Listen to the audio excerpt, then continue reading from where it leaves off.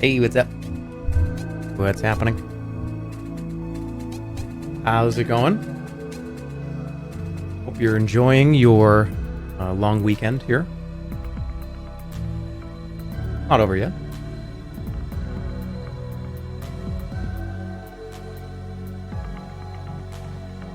Tonight, going to be playing Sorcery Part 4. Pick up right where we left off. The Sorcery Council should be here. It is 9 people, so we got to make sure they're here. By the way, the Sorcery Council changes every week. I don't even know who's on it anymore.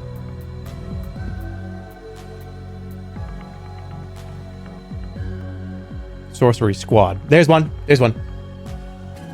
There's one of the council members right there. Okay. Did you ever know? No.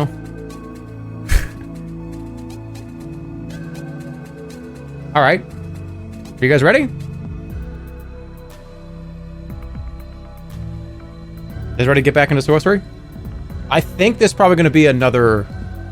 I'm trying to think of how long this took last time. We've done 3-4 hours stream in part 4. I think it's about 15-ish, 17-ish hours.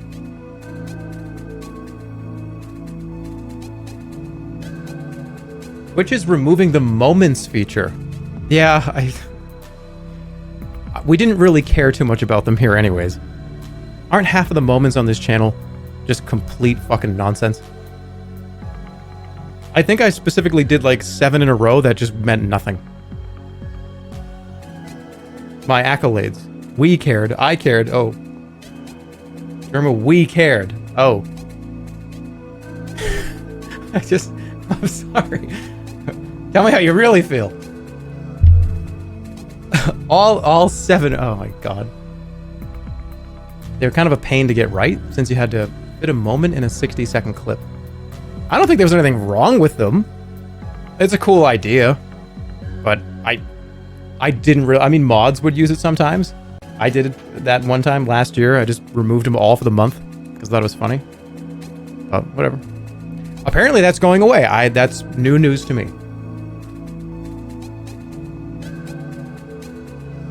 Bro, stop distracting me. I'm writing a research paper, devil spawn.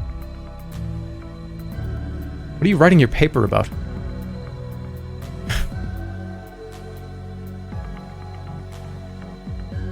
Devil spawn?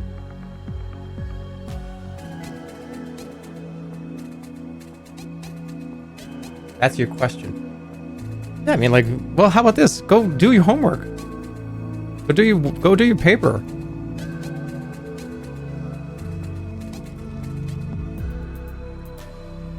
I only watch clip compilations. When do you start being funny? Never again. I'm officially retired, so literally never again. So sorry. You probably have to find you're probably gonna have to find it somewhere else. I'm never gonna make a joke ever again. Ever.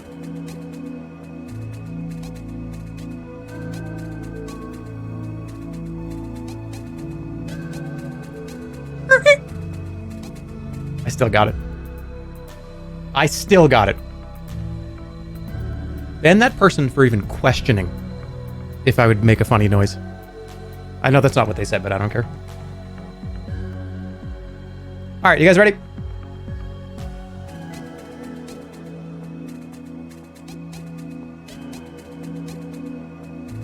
Remember, my mother got food poisoning. How do I help? Okay. First of all, sorry to hear that. Second of all, just if your mother yells down, I need a Gatorade, you go get the fucking Gatorade. You understand? You go get it.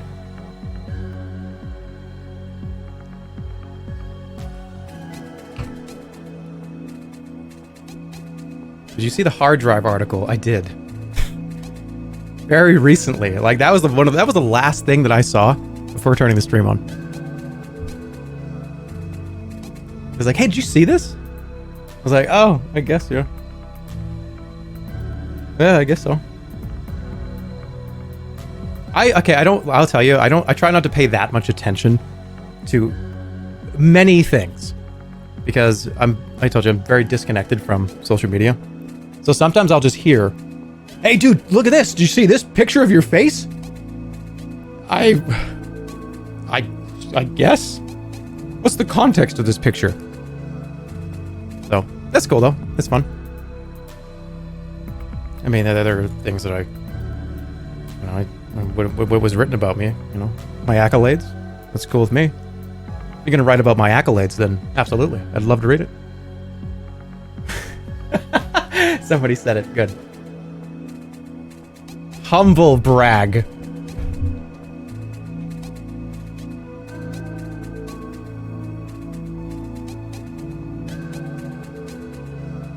Do you feel like a celebrity?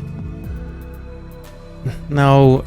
I don't fucking want to be a celebrity. No, we're not going to use that language. I am an e-clown, and that's it. I am a certified e-clown with my own certification. I certified myself. Don't call me that. Call me an e-clown. But no. I mean, I guess it depends. I try to stay grounded because I don't want to think of myself that way, because then it's like, Mr. Celebrity, look at me! No. No, I just make jokes on the internet sometimes. Alright, you guys good? Let's go.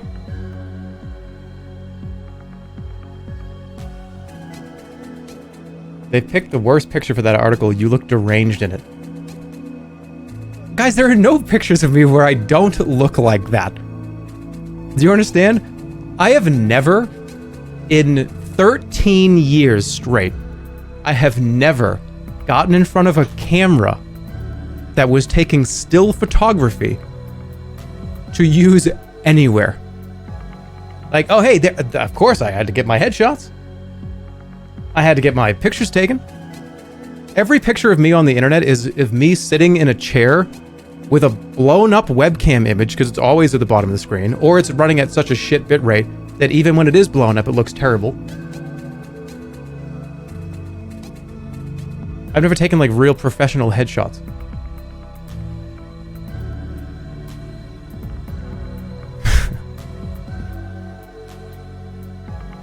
The dollhouse. Yeah, the reason why people use that dollhouse image from like the red sex thing is because that's probably one of the only front-facing pictures I have of myself. That's the only one where the angle is correct for my face. All the other ones are just weird, taken from a webcam.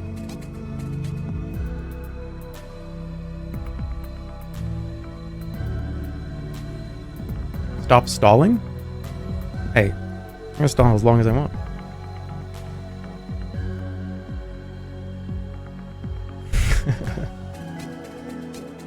Your stream is too high quality. No, it's not. Stall more. But it's funny that we've all seen the picture of me leaning back with my mouth open and my teeth showing.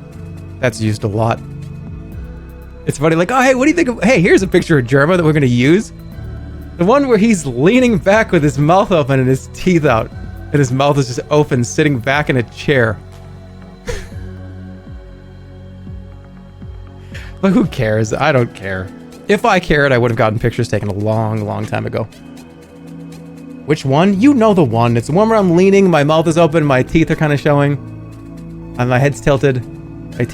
My front teeth are showing. You guys know which one, because there's 3. There are 3 pictures of me. It's 2. But anyways, you guys ready? Let's go.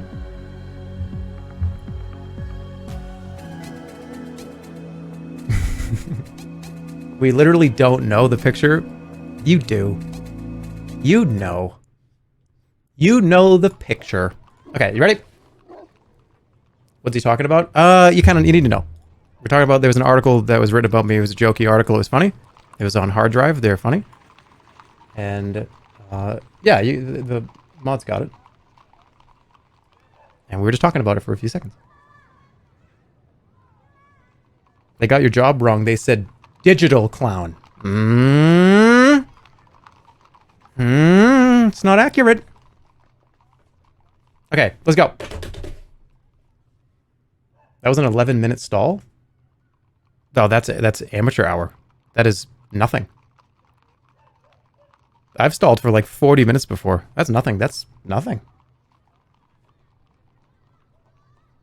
Okay, here we go. TLDR. Hope you're having a good weekend. Hope you're, All right, let's go. I'm gonna go. All right, you emerge from the alley into the... Why did I need to stop to do that? You emerge from the alley into the edge of the main square. What happened last episode? Everybody. We got into... we made it into High Zaman. We made it into Mampang. We are now at the steps of the fortress of the Archmage. Such a teacher question. Yeah, I just told you guys to open up your textbooks. So where did we leave off? Okay. In my sorcery playthrough. Would you guys have a lot more fun in school if you had homework based on these streams? You had to come back with like a worksheet filled out of what we did today. I feel like that would be awful. Alright, I'm gonna go right into the square. You would be getting a very poor education if that happened. Alright, the air moves a little around you, still icy but fresh. You stride out into the middle of the public square where Mampang's inhabitants go about their business. In the center is a huge statue of a faceless man holding a crown aloft. The Archmage.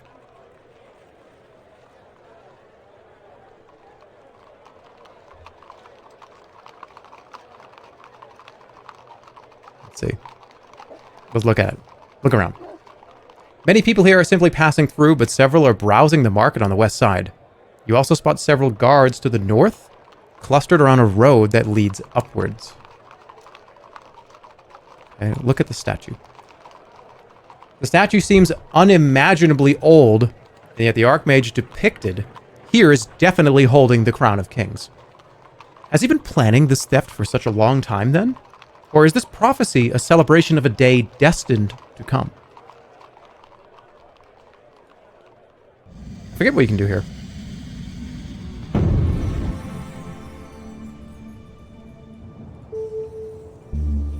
Should I give the statue depression?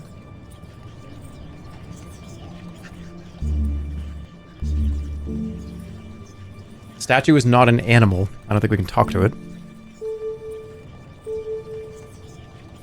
Zap it? I don't think that's a good idea either. Can I read the statue's mind?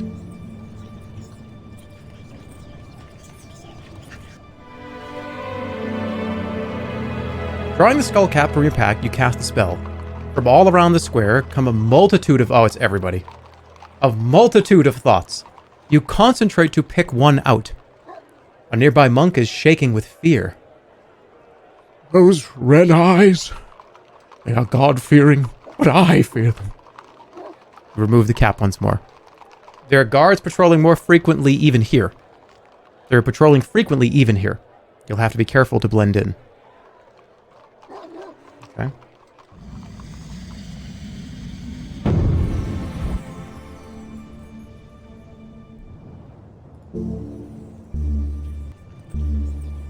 I think it's just sus. That's the easy. We're doing sus. Come on. You turn the starlight into alignment around you. A calm voice speaks into your thoughts. You receive a strong feeling of trepidation about the alley to the east. Being so near the gates means there is a greater number of merchants and travelers here. The further into the keep you go, the inhabitants will become increasingly wary of outsiders.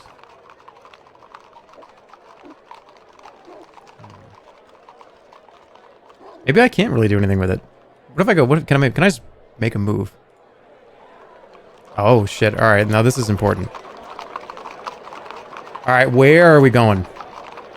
Remember, I don't have any rewinds. So, this is important. I don't know if I want to put all these on a poll, but I'm going to pick out a few. I'm going to pick out Archway. So in here, this building here. I'm going to pick out North side. So Archway, North, or the Market. So we're going to go up North, which goes up here. East goes into this Archway, or West to the Market. We can get a poll if one of the moderators can do that, please. Would be awesome. Okay. Markets are always fun. They are always fun, but what's in this building? I got a raspberry tea tonight. Anybody was keeping score. That's good. Go to the bathroom? I already did. Why would you... Okay. Oh, what are the poll? The options are North, Archway, or Market. A lot of decisions to make. Go pee. I try to go empty my bladder and other areas before stream because I don't want to have to get up. I want to be able to sit here for at least an hour or two.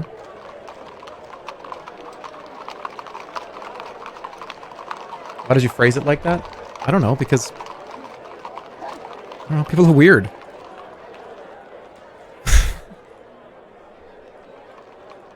Because if I said, well, you see, what I do before every stream is I take a shit and I empty my I piss.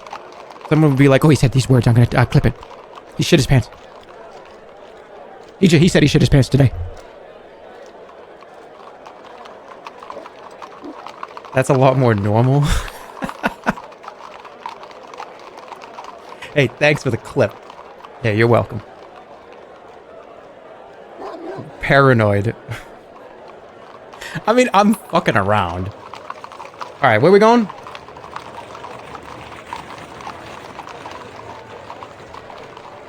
Market. Okay. Let's go. The market is busy with traders and stalls, a city in miniature. The market is not as large as those you encountered in Kare, but still it bustles with life. Even in Mampang, people need to go about their day. Alright, let's go to the stalls. Most of the stalls are mundane, roughly made household goods and some trinkets. Despite the number of shoppers, there are in fact very few goods. But as you wander the stands, you do spot a weapons dealer flaunting his wares, and a bent-backed peddler with unusual items spread on a cloth. Alright, weapons dealer or the peddler? I have a bunch of I have great weapons right now. Get the trinkets, oh my god! That's what I was thinking. Jesus, chill. The peddler smiles as you approach, and he gestures across a motley collection of objects laid out on a blanket. There's chipped pottery, dull knives, and an empty picture frame. The man is not old, but a hard life has aged his looks. Junk, refuse and memorabilia. All for the discerning customer. Where are you from? Shores of Lake Akla originally, but that was long ago. I took to wandering at a young age and finished up here. Not what I hoped for, really.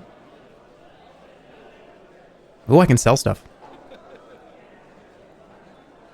Should I sell the gems? Why are you selling junk? He cackles, which ends in a tremendous coughing fit. Oh, you know another person's treasure, right?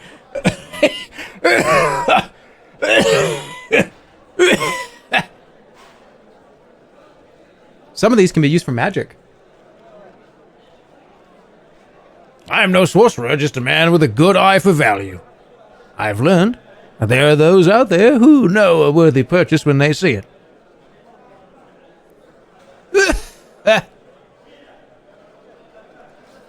How did you come across these things? He points to a dried flower. That I found in the back pocket of a sleeping werewolf. This glue I won from a man in a contest of riddles. And this mirror I found dangling from a tree in an ancient swamp. You are quite the adventurer. In my youth, I was many things. An excellent dancer, for instance. I fathered 47 children by that particular skill. He scratches his nose. You gonna buy anything? 47 children. Okay. Scrutinizing his assortment of junk, you can see few items that would be useful to you. 47 children by being a good dancer. Did somebody said it right? Yep. Somebody said puzzler. The puzzler. In every state. In every country. What do I need?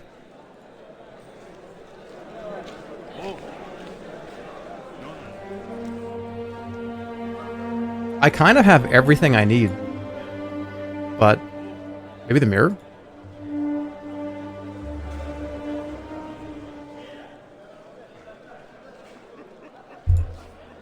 You pick up the gold-backed mirror and admire yourself in it. The peddler smiles and hands over the mirror. It still may smell of swamp. It's 48 gold pieces. It is too expensive. You replace it on the rug. That is way too expensive. Why do I have to pay the amount of children he has in gold pieces? That's weird. What about the gems? Do you buy as well? I have gems for sale. Gems? No point in me buying gems. What'd happen if I put them out on my rug here, do you think? Would I make my money back? I don't think so. Who might take them? Yeah, try Hummingbird, the weapons dealer. He's nuts. He waves at his wares again, his previous grin returning. Okay. So this is kind of unfortunate.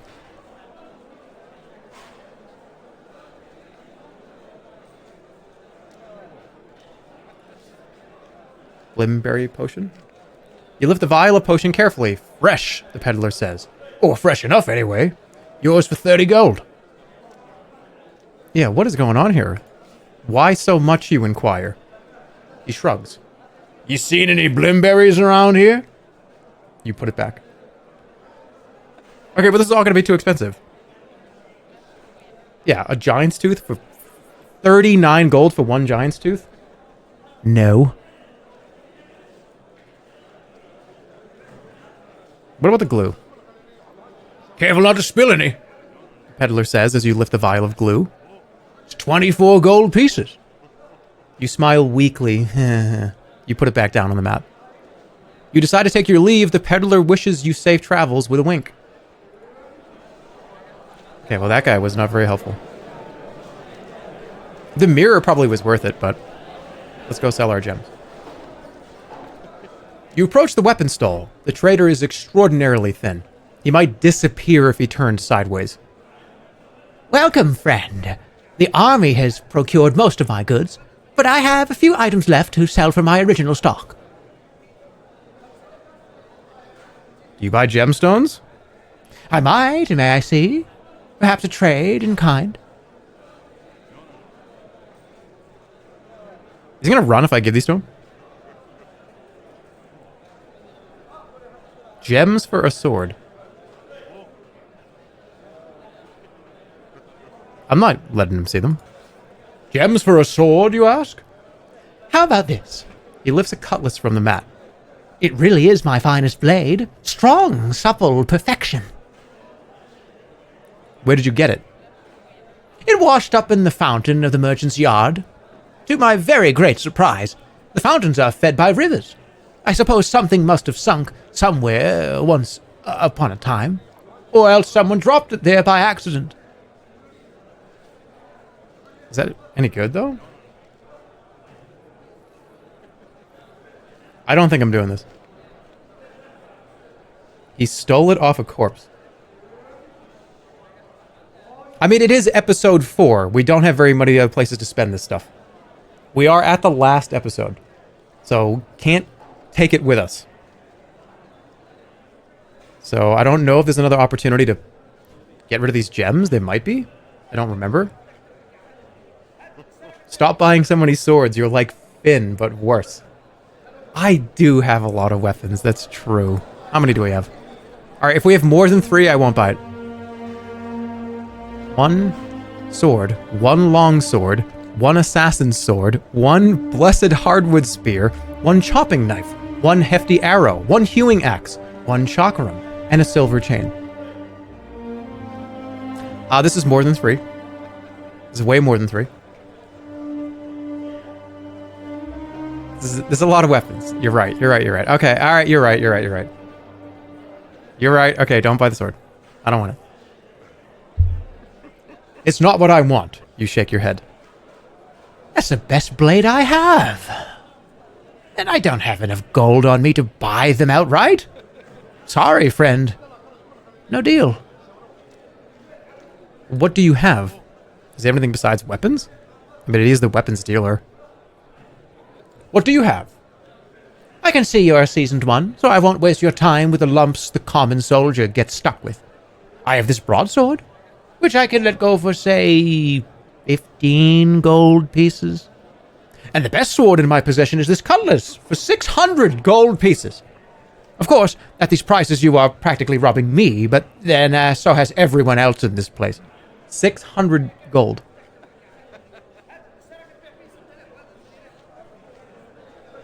It was a +6 cutlass. What? Your prices are too expensive. He shakes his head. This is the best you'll find in this fortress. I am nearly destitute thanks to Nylock. I cannot go any lower. But 600 gold pieces?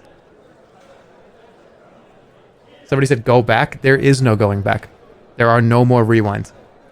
We have to live with whatever happens here. This is no ordinary cutlass. The edge is unbreakable. The weight is perfect. The blade cannot be dropped or slipped from the hand. It cannot miss. This blade will make you all but invincible. Oh, spit in my... It's pretty good, see? He pauses to wipe spit from his mouth. That's such a gross sentence. Give me a better deal. Friend, this morning a beast man was so upset about the price he threatened me with the very sword I was trying to sell him. I can see you have a lot to learn about haggling in Mampang. You've seen enough. You nod to the trader. Are you not from Mampang? There are safer trade routes, yes, I know. But as a bold young man, I heard that the Archmage was offering a fortune for weapons. The trader waves his hand vaguely.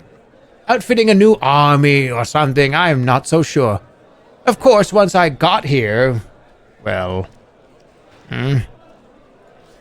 What happened?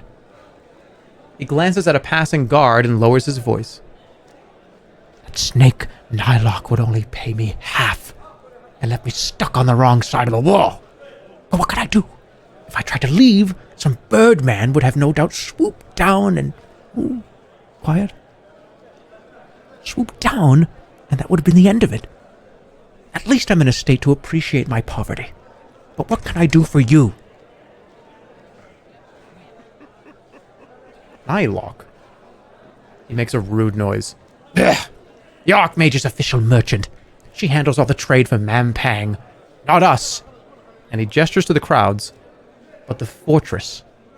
The guard encampment around the tower. I suppose she's now chiefly interested in outfitting the army. An army? Oh, indeed. Though I couldn't tell you who they're supposed to be fighting. Everyone outside the walls is now dead. Or so they say.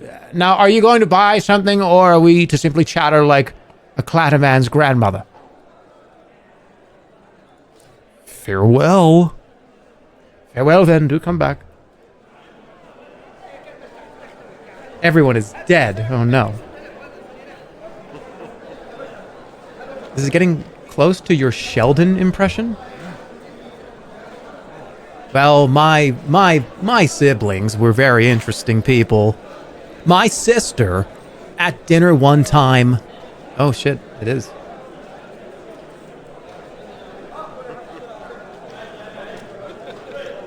Alright, let's go to the tents.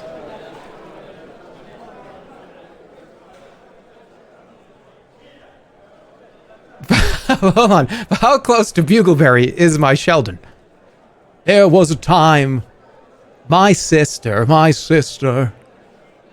There was a time. There was a time.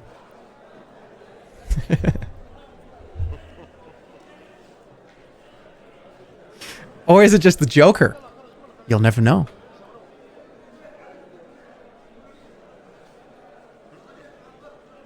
Omega Lel stop. You can't write that and then say stop. All right, there are a few large tents set up, some stone buildings too. There's a hawker loudly proclaiming that mysteries and wonders await in his tent. In one corner, a long line of creatures queue outside of a low stone building. Fortune teller, the hawker. We were already here. Maybe I should just get a weapon.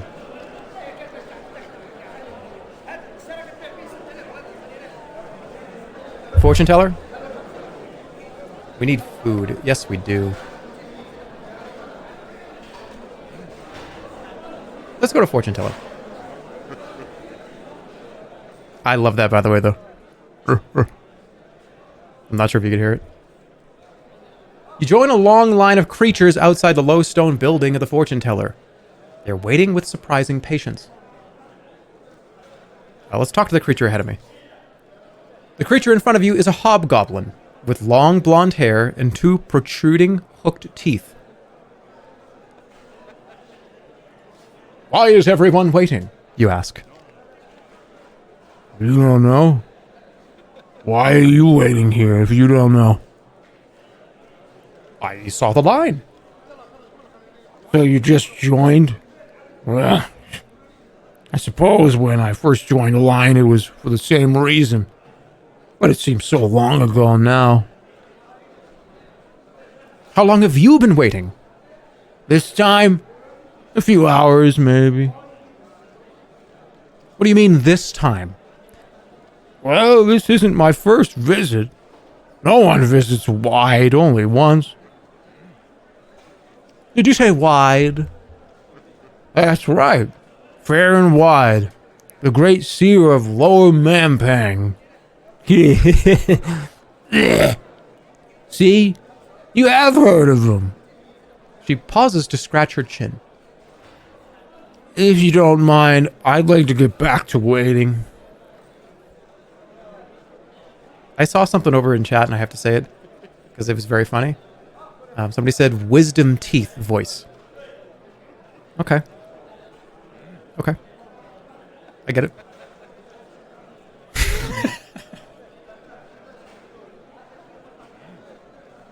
Come on, I'm acting here. All right, I'm going to wait. You wait. A thin creature emerges from the building with a curious half smile on his face. The next creature, a dwarf, enters. Should I push to the front? No, we're going to wait. You continue waiting. Nothing happens. You wait. You continue to wait. And the dwarf emerges. She too has a curious half smile on her face. A black elf goes inside next. You wait. You keep waiting. You wait. You wait a little longer. You... Damn it! I didn't mean to do that. I clicked the wrong thing. You step out of the line. The creatures who have joined behind you hurry forward to fill the space. And as they do so, you see it is the thin creature whom you saw coming out of the building. He has rejoined the line directly behind you. Return to the line. Shit. You go back to the line to rejoin. To your surprise, the creatures shuffle back to let you slot into your previous place. The hobgoblin you spoke to before even spares you a faint smile. What? Wait. The black elf emerges looking furious about something. A wood golem enters the building. You wait. The creatures in the line stir a little, but no one leaves the queue. Wait. You keep waiting? You keep waiting. The wood golem emerges looking furious about something. A goblin goes inside. We wait. You wait a little longer. The creature in the lines stir. You wait. The goblin emerges, looking furious about something. The hobgoblin is next.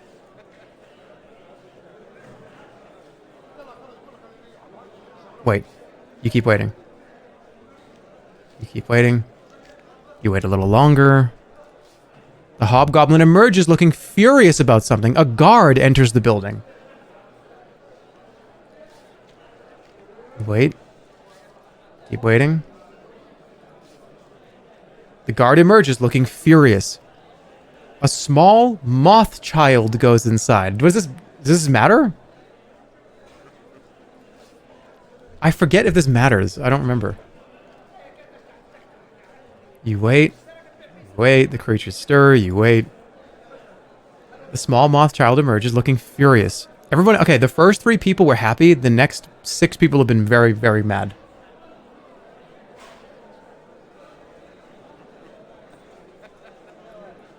Hold on a second. Okay, thin creature emerges from the building with a smile. Okay, a thin creature, smile, dwarf, smiled, black elf, angry. Everything has been angry. Okay, let's keep waiting. You wait a little longer. Keep waiting. The rat-faced orc emerges, looking furious about something. A one-legged dwarf enters the building. Okay. Okay.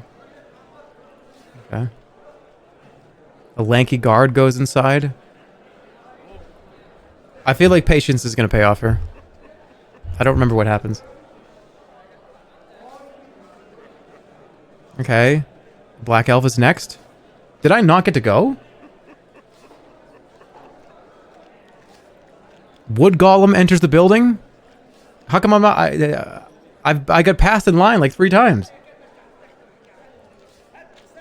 The goblin goes inside. I'm being toted in Mario Kart. They're lapping me.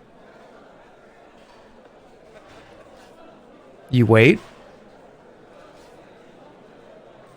Hobgoblin is all right. I don't know. Should I just go for it?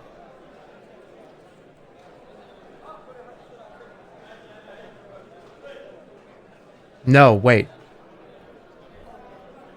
Wait. All right, I need a poll because I actually I don't know what to do. If it were me, I would have pushed to the front, but I don't know.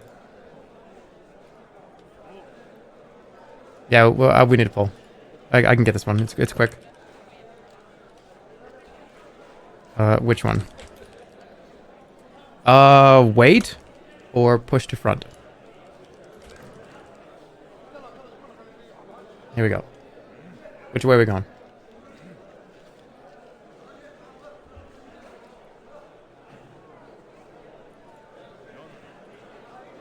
I think I know where we're going. You need to wait your turn. Be polite. Be polite. I'll wait all fucking day. That's a great comment. You know, that person wrote that. I'll wait all fucking day. And you know why they said that? Because they are ready. They got food in front of them. They've got a full drink. They're comfortable in their seat on the couch maybe. They're ready. They're locked in for the long haul.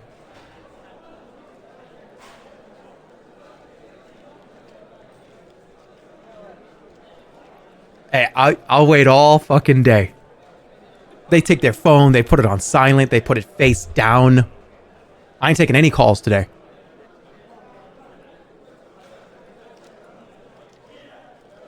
Alright, we're doing this one more time.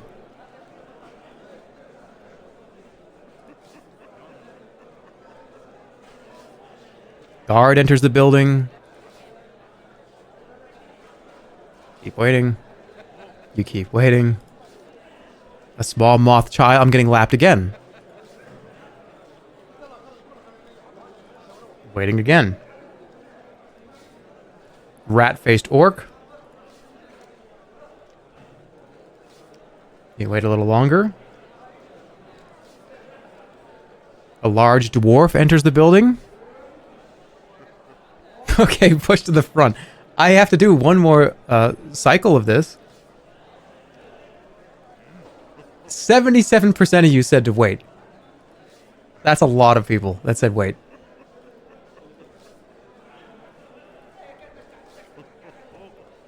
Alright, I'm gonna click wait 10 more times, then I'm pushing to the front. 2, 3, 4, 5, 6, 7. It's definitely, I definitely have to push in front of somebody specific. And I don't know who. Should I push in front of my hobgoblin friend that I just made? Who should I push to the front in front of?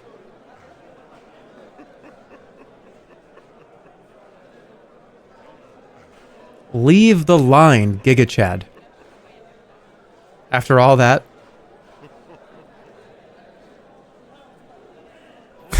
You don't even ride the ride. I just get in line at Disney World, wait till I'm about to get called to go into the cart, and leave.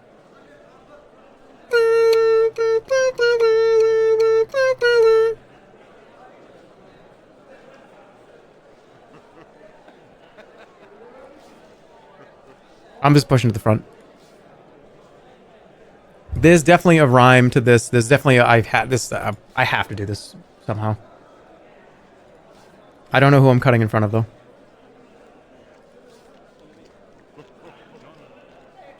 Cut in front of the moth child is what people are saying. Okay. You slip out of the line again, which closes up behind you immediately, and you walk towards the door of the building. A rat-faced orc stops you. What do you think you're doing?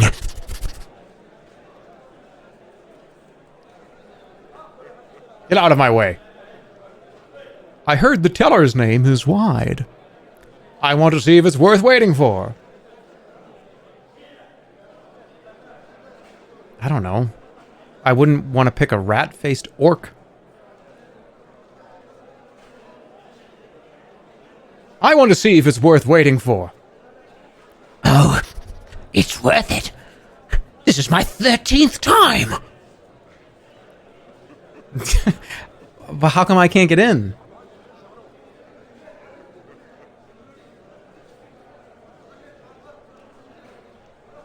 I've been passed 10 times. You know, I heard the teller's name is wide. Is that right? So what? Come here there. All right, I'll get back. I'm going to rejoin the line. I'm going to get back in line. You wait. No, a rat-faced orc is next. No, I'm going to... Okay, I know what I'm doing. I'm going to cut every single person till we get the right one. Okay, here we go. Wait.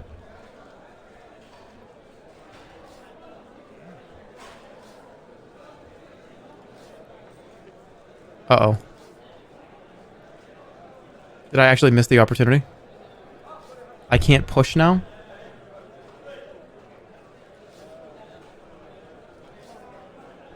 Really? Do I actually... Is the whole thing screwed up now? Alright, 10 more clicks and I'm done.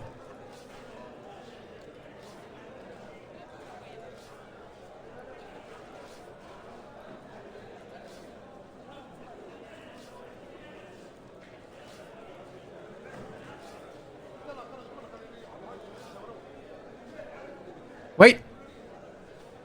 Talk to the thin creature. You turn to the thin creature. Didn't you just go in? Yes. So why are you in line again? Haven't you been inside yourself? No. Oh, you'll understand once you've been inside. Wide explains it better than I could. What did he tell you? The thin creature shakes his head. It's too personal to share. Besides, without knowing the answers to the previous questions, you wouldn't understand, I think. And what will you do with the answer? choose my next question. I'm getting close to my true calling now. I can feel it. How many times you been in there? That was my 15th visit. Every time, the future becomes a little clearer. I see real potential now. I could become almost anything. I'm almost giddy with excitement, but I'll have to wait, of course. Please, I need to contemplate my next question. Why do I have to wait? Why can't I go in? Why are people just passing me?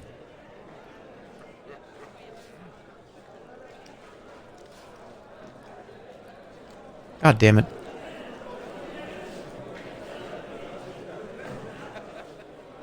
You walk by the hawker who is plying her trade to the crowd. Shit.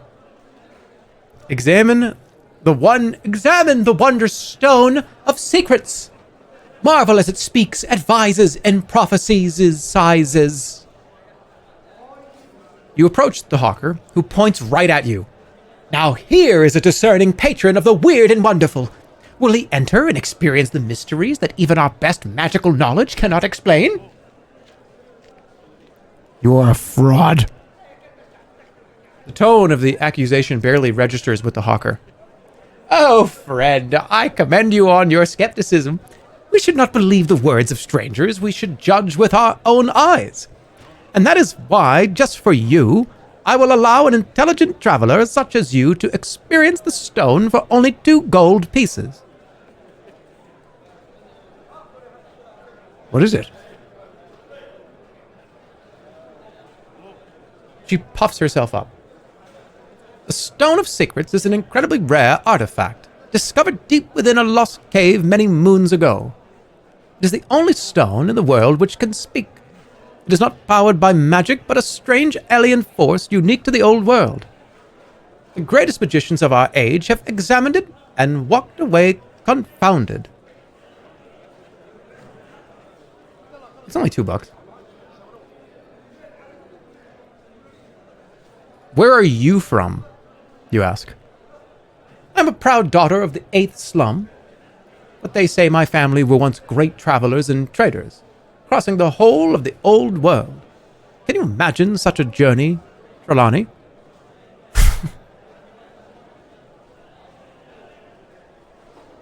No. She nods. Indeed, it is but a journey beyond all imagining, especially for one without, if I might say, the traveler's blood. But the tales my stone could tell you now, Rubbing the stone. I will pay. You pay the fee and the hawker beams, her gaze already slipping past you. Here is a brave soul who has chosen to embrace the mystery and wonder. Who will follow him? It's $2, whatever. If I walked through here and it was a jump scare, I'd be like, it was 2 gold. I don't even care. Inside the tent is a dim and cramped. It's very like that. A large stack of boxes sits to one side, a cloth draped over them. Other curiosities, no doubt, that the hawker has shelved in favor of the more profitable stone. Search the box. Let's do it. You begin to rifle through the boxes when suddenly you are stopped short. Then a voice booms through the tent. I don't know who this is, so it's going to be pretty generic. Analander! A familiar voice. The voice is familiar, but quite impossible. It is the booming tone of Shadrach, the hermit from the Backlands. This must be a trick. Alas, no trick, replies the voice happily. A fairly poor outcome for me, I'll warrant, but no trick. Shadrach? Yes, it is I. It is good to see you again. After a fashion, at least. What happened? I bound a piece of my spirit to this rock. A desperate move. Why? The Archmage's assassins found my cave. I was staked outside on a cross. My body is still there, wasting away. I was able to project a fragment of myself into this stone. Another into a tree. You will not last long in there. True. I only saved a small portion of my mind, and the magic binding me to the stone is tenuous. Can I aid you? No, it is best you put me out of your mind. Your own task is all that matters. Can you help me? I only hope I can help. I am but a rock. The stone dulls in color a touch, as though it sighed. But all I have learned of Mampang has made my heart heavier. All right, we got to get some questions answered here. Beat the Archmage to death with the Soul Rock. Hey. Make that happen. Okay. What secrets does Mampang hold, do you ask? The greatest secret are the vaults of Mampang, buried somewhere beneath the city. They hold the treasure of the fortress, but they are heavily guarded. What do you know about these vaults? The stone would shake its head if it had a head to shake. Nothing. But the crown will not be in any vault. It is too precious for that. How do I reach the Archmage? You must enter the Sorcerer's Spike. But its doors have never opened. They were made by the necromancer Throbin, locked in 3 ways and then sealed in a 4th. The last seal was a bind that required he took his life. But the only power that can defeat the crown lies behind those doors. The rock rattles and then falls still for a time. I am sorry, Annalander. I lack the strength to continue speaking. My body has already failed, and my spirit cannot stay anchored to this rock forever. Keep your wits about you, and know that I am proud.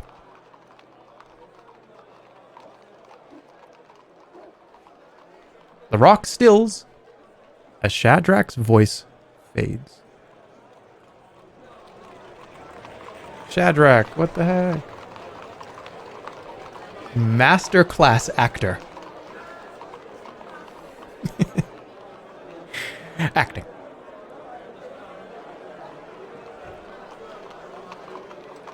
He does not care. All he cares about is acting. He doesn't even care. He's not even sad. He just wants to just acting. To be fair, I did finish that and was like, acting. So, I understand the criticism.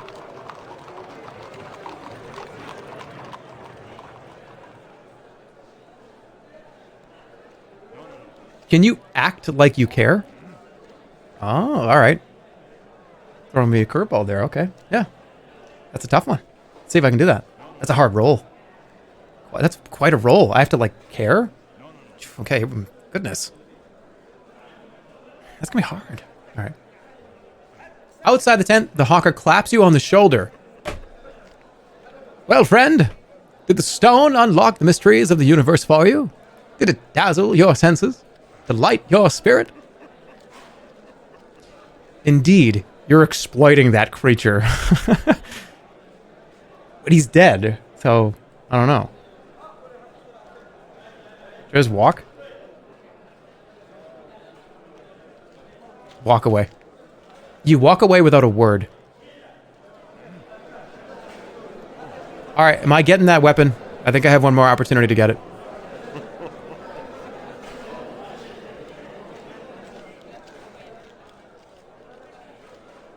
You return to the stalls, noisy with the sounds of aggressive haggling. Nearby, a fight breaks out over the price of cloth, but there's nothing more to be bought. Is there anything else that I missed? No opportunity to go this way. Let me check. There is not. All right, so we have to go back to the square. You head away from the maze of stalls and shops. Which way now? All right. We got another opportunity.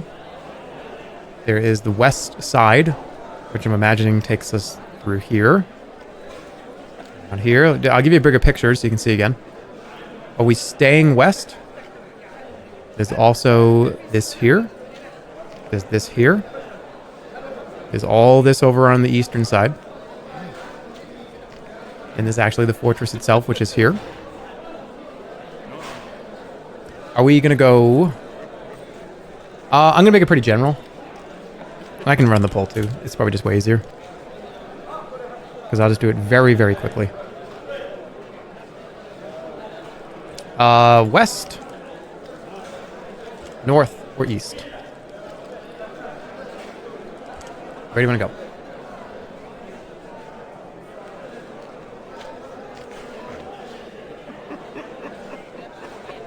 Yeah, for more complicated polls that require a sentence or so for each answer, or at least a few words, then yeah. But in like the 10 seconds of stream delay it takes to communicate it, I think it's easy for me just to write it.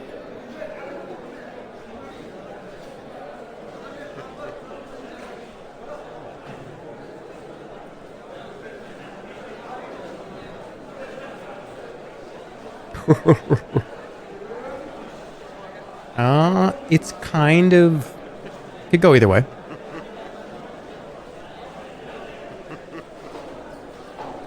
He's on the road to retirement, and he learned how to do polls. I've also been very on time since talking about that.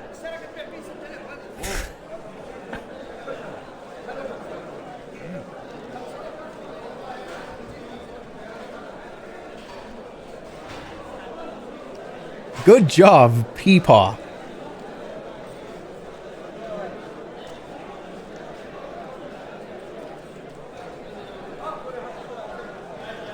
Alright, we're going west.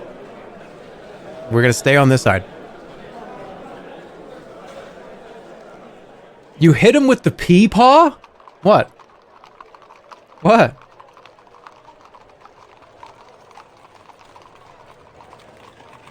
You hit the dude with Peepaw. You hit him with Peepaw? Is that, I don't know, is that like bad? Alright, here we go. An old beggar woman lounges against a well nearby, watching people come and go from the market. A wider road leads west into a rundown area of the city. Clouds rumble as they roll across the dimming sky. The beggar... Let's go to the beggar. You walk over to the well where an old woman, little more than a bundle of rags, sits. She does not look at you as you approach. Look at the woman. Her face is obscured by a shapeless hood. She rarely acknowledges anyone, not even holding out her hand for alms. Greet her. Greetings, old woman. You declare. I think I remember this one. I remember this. This is a very old footage. That was the no, they know. She looks moldy. I think back in 2016, this clip was like I think the first time that a clip on the channel really like, whoa, people watched it. There's a lot of views on that clip. I remember that was kind of a like, holy shit, there's a lot of views on this clip. 2016. All right, but anyways, we can be nostalgic all we want. Let's continue. He's reminiscing. Her voice when she speaks is raspy, barely above a whisper. And her eyes, when they meet yours, are a smooth, glossy black. There you are, my love. Found you now. Spare an old blind woman a coin. Let her buy a crust of bread, perhaps. Here, you can have a coin. You toss a gold coin into her lap, and she rocks back and forth, grinning. Love, you have made Jerma a happier woman. Bless you for helping me live out my last days. Now, love, anything else for an old blind woman? Who are you? Well, now, my love, most call me Hergophilia. But you can call me Javine. It is my prettier name. And now you are a beggar. I was a healer before, but now, yes, now I beg. I sit here every day with little to pass the time, with the tormenting I receive from the sight masters. Sight masters here in Mangpang? Surely she must be mistaken. There can be no sight masters here, you assure her. Know about them, do you? Next you'll be telling me you're the Analander you are. I am. And fresh-faced young beauty am I. Those sight masters. They're like a pox on me. One lacking sight is a source of much curiosity to them. Half of them want to kill me, and half of them are in love with me. And those halves aren't entirely separate halves. The ones from my homeland were honorable. These may be the outcasts, then. It is hard to say.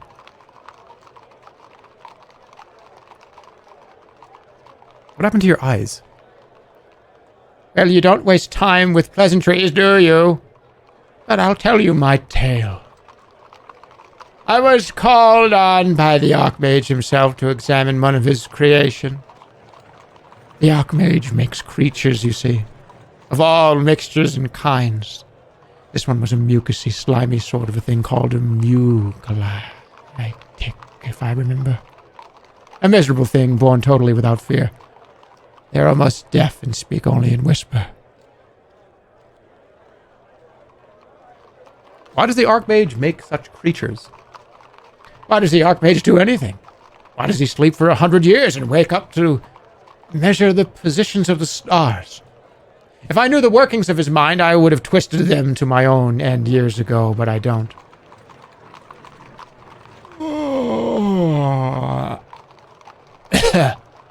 You. What a lovely chat. I so rarely get to talk these days, love. Come back any time. Especially if you slay one of the sight masters. Like this.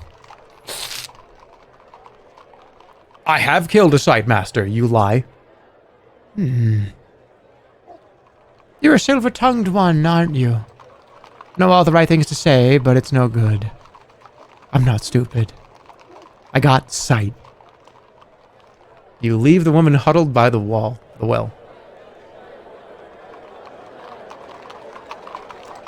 Why would you lie? I don't know. Didn't I?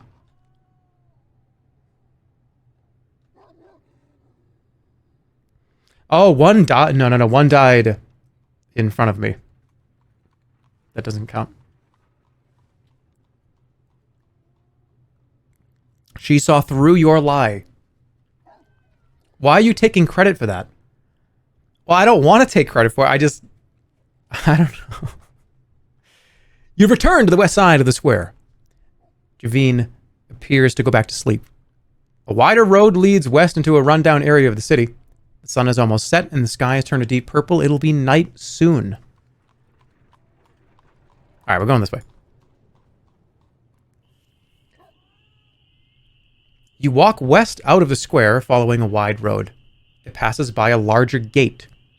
Another night begins. You should try to find a place to sleep, especially on an empty stomach. Before you is a stone facade that stretches the length of the street. It seems to be closed for the night. Oh, it's nighttime. Arched windows are placed evenly, though several panes are missing. Worn steps lead to a door that is rather small for such a large building, but the doors are sealed fast for the night.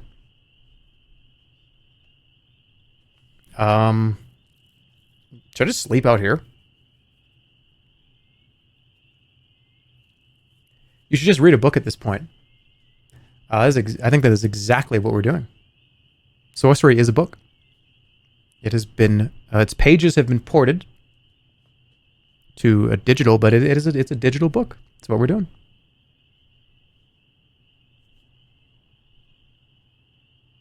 You spent so much time waiting in line. I'm gonna keep going. I feel like that's not a safe place to go.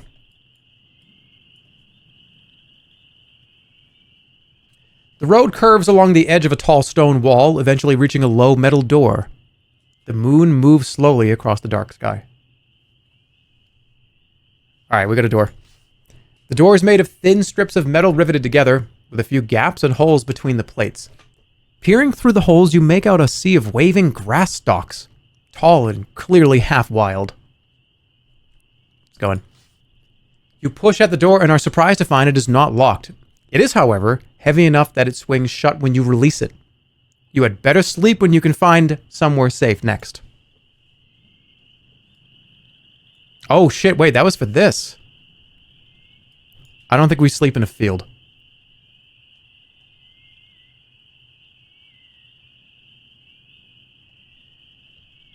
Remember, unironically, you're the type of person to close your eyes while shooting a gun so the noise doesn't hurt your ears.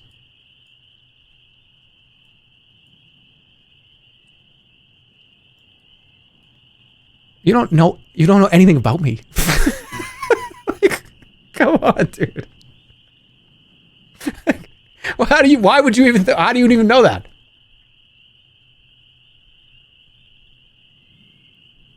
That was a deep cut.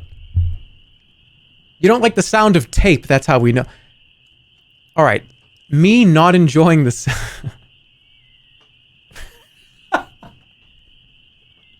We're going in the field.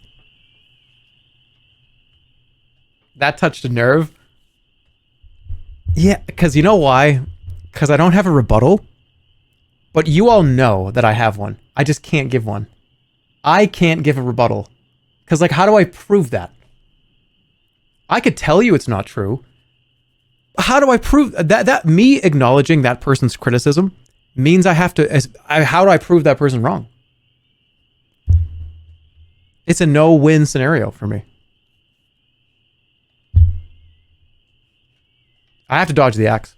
I do. I gotta dodge that axe.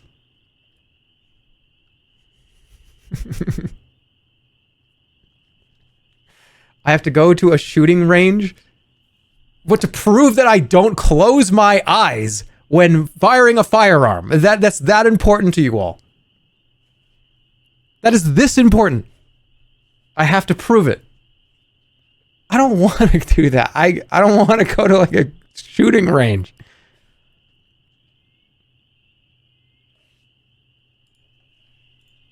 All right, I'll write it down. Just because I wrote it down doesn't mean I'm going to do it. This just means I'm going to think about it. I'm just going to write it down. It's never happening. But just know that it's made it past the barrier of I wrote it down. Okay.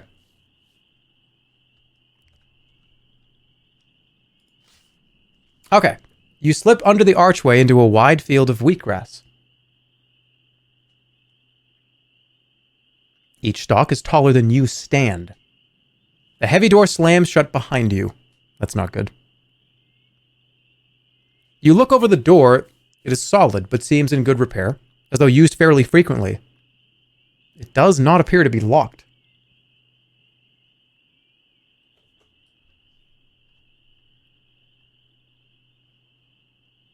I'm just gonna move through the grass. Inevitably, I want to be here.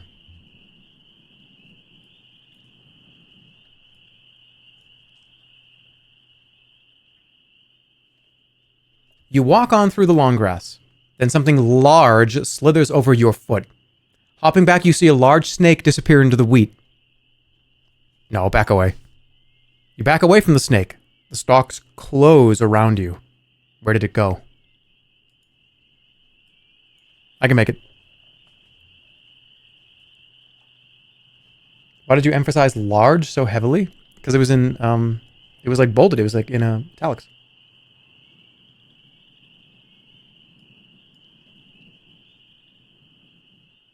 You stride onwards through the field of wheat. The spire stands in front of you, as high as an ancient tree, but impossibly thin. How can it stay upright? At the base is an opening just large enough to enter. Look up. Let's see. The spire is built from tiny stacked stones. into a low, pointed tower. It is clearly old and somewhat poorly maintained. There's a low door at its base, though it hardly seems large enough for a person to enter. You could venture inside the dim space within the narrow spire. It should provide a safe place to sleep. Okay. Well, we're going in. Weak moonlight filters in from above, but the ceiling is shrouded from view. There is no floor, but the grass underfoot is pale and short. At the center of the room is a small shrine, a cut stump of wood on which stands a tiny clay idol. I'm going to pick this up and I'm going to get smushed. Search the space. You investigate around the shrine, but find nothing except a rotten ladder bolted to one wall, most of its rungs missing. What about the shrine? You approach the shrine, a hefty tree stump. It has been carried here and carefully cut and sanded. The idol on top is unpainted clay. Pray at the shrine. Ooh. What's the idol? The idol is small enough that you need to squat to see it. It is roughly made with pits and defects. It is human-shaped, clutching a sword that points towards the ground. It lacks a face and is unnaturally cold to the touch, as though it drank your warmth.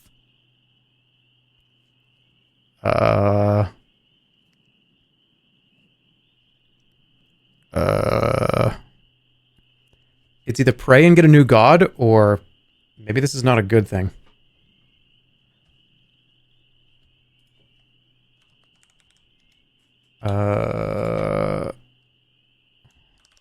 Pray.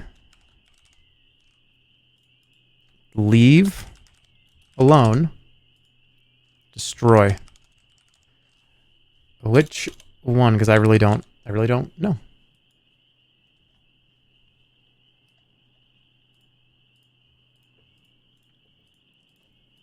Is it going to be that god of gods asshole again?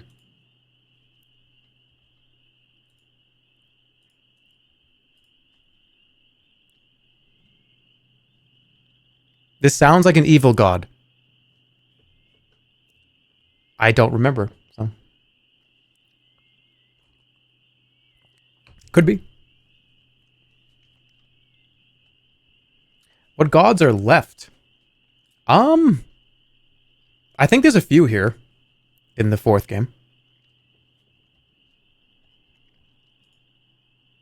All right, well, it's going to be pray. All right, pray at the shrine. Let's go. You kneel down to pray at the shrine. Your mind empties, and you hear whispering from far below. The earth shifts slightly as the empty heavens recoils from the presence in the narrow room. Words are coming unbidden to your mind. Whisper the words. You murmur the words in your mind, and they grow thicker and faster, turning from trickle to torrent. There are prayers for suffering, for safety, for rain and sun and dry lands. There are words for a ruined world and the words for a breaking bud. There are tumbling seasons and birds in flight and stars in the sky. The spire in which you stand seems to extend in height, as though its tip touched the sky and its base lay at the center of the world.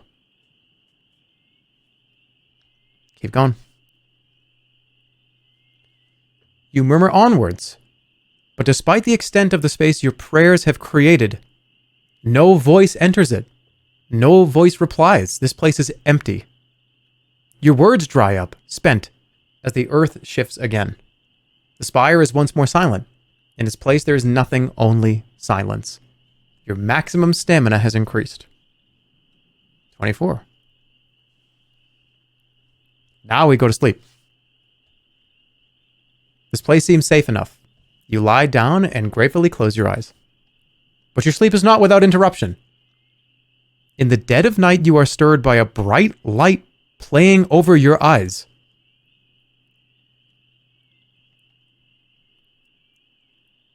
Look. You lift your eyelids a crack to see a brilliant bright glow radiating from the idol on the altar. It pulses like a breath. Your breath clouds in front of your face. When did it become so cold? I feel like we keep watching.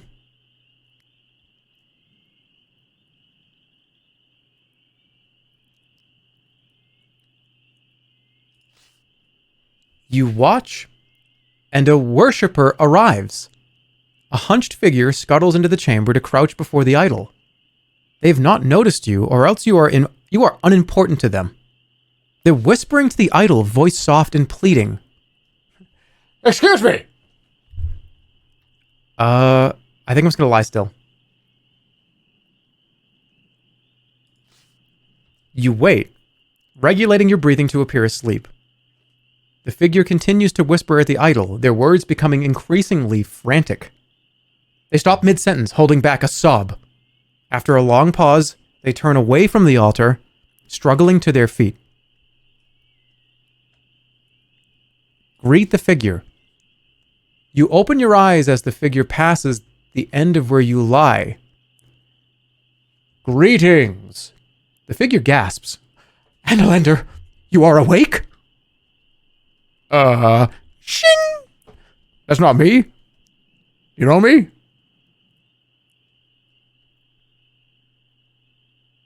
Do you know me? You ask, your voice is calm in the gentle darkness of the spire. The figure chokes a sob. I have always loved you. How could I not recognize you now? Does the figure lie? You cannot see the eyes below the cowl. But if you could, they'd be sobbing.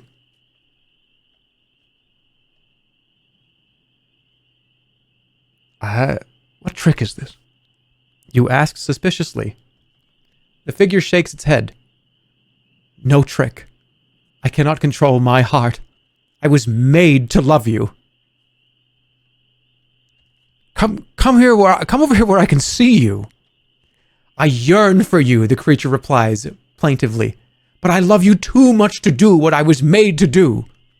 A single tear catches the light as it rolls down the figure's cheek. Why are you crying? Like, who are you? Oh, Annalander, I prayed for a vision of you, but what I was told... Oh... Tell me. You will die here in Mampang. Oh, it's awful. Before you ever reach the great doors of Throban, you will die. Get out while you can. The figure... Why does this turn into Don Knotts? The figure is shaking its head sadly. Oh, you will die over and over and over again. With that, the figure rushes out into the night, sobbing and wailing as though their heart were breaking. The remainder of the night passes in uneasy sleep. You sleep and you do not dream. Who is this person? Who the fuck was this person?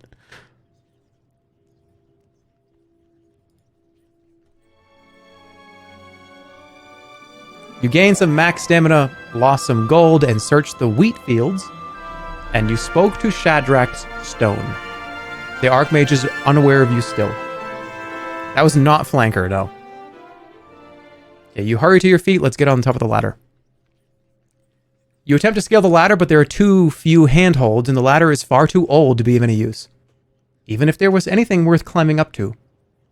You leave the spire. The sun breaks over the eastern wall. I wonder how differently that can play out.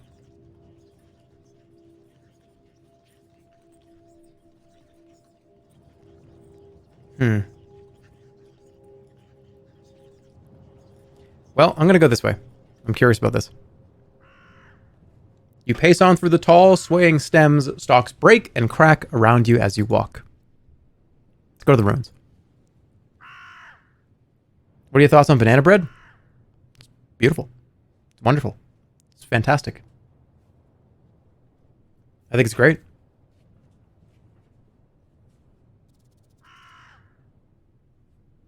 I don't like bananas, but I like banana bread. It's so funny because a regular banana I would put on like B or C tier, but everything made with banana is S. Banana bread, S. Banana pudding, banana cream pie, S. S. Regular banana the fruit, it's a B or an A. It's a B. But I love all the things you make with banana more than the actual fruit. Banana muffins. Oh yeah. That's S tier. It's A at least. Where did I put it when I did the fruit tier list like 3 years ago? I think I put it pretty high. I think it was like A or S.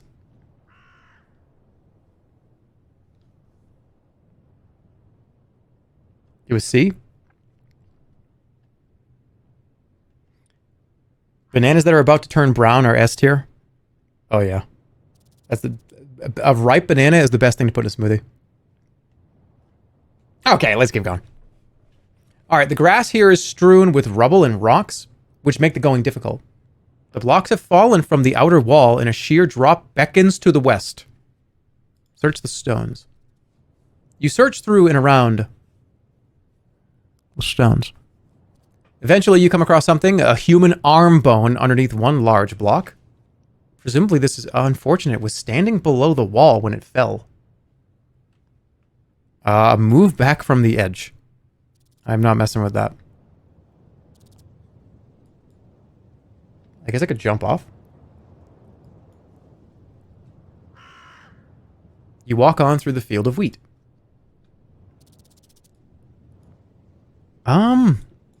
Is anything out here? I'm gonna check. I feel like there probably is. You stride onwards through the tall, swaying stems, then suddenly you stop. You've seen a prone form lying in the grass up ahead. Somebody's proning, looking at me. Have you ever had an unripe avocado? Yeah. Yeah, it's always a painful experience. When you like, is it ready? You open it. Fuck. It's not.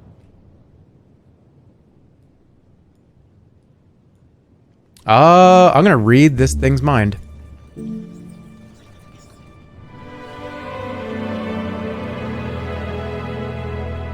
You gotta become an avocado whisperer. It's not ready. That's funny. If I pick an avocado, it's awful. If Holly picks an avocado, it's great. I can't do it. I can't do it. Every time I've tried.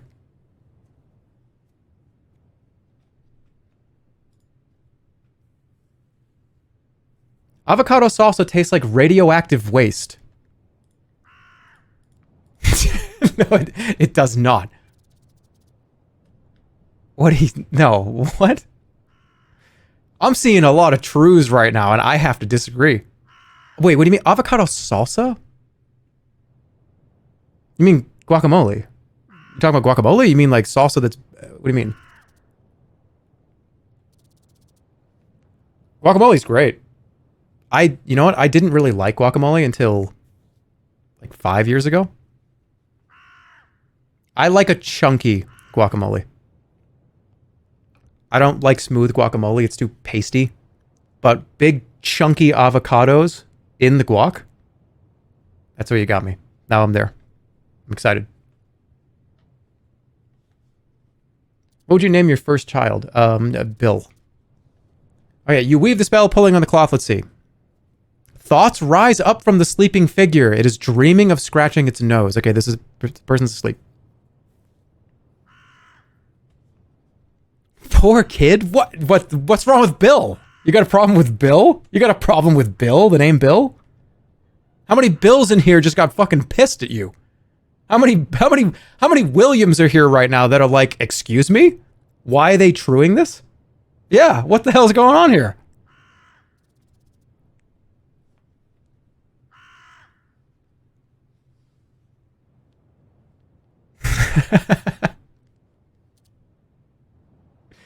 Bill is an epic name. Yeah, thanks.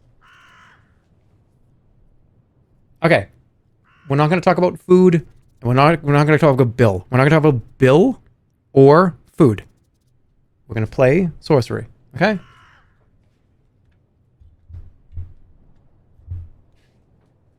If you have another kid, it's gonna be Ted.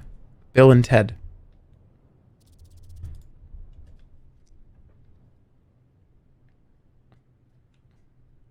Can I write it now? Can I write it?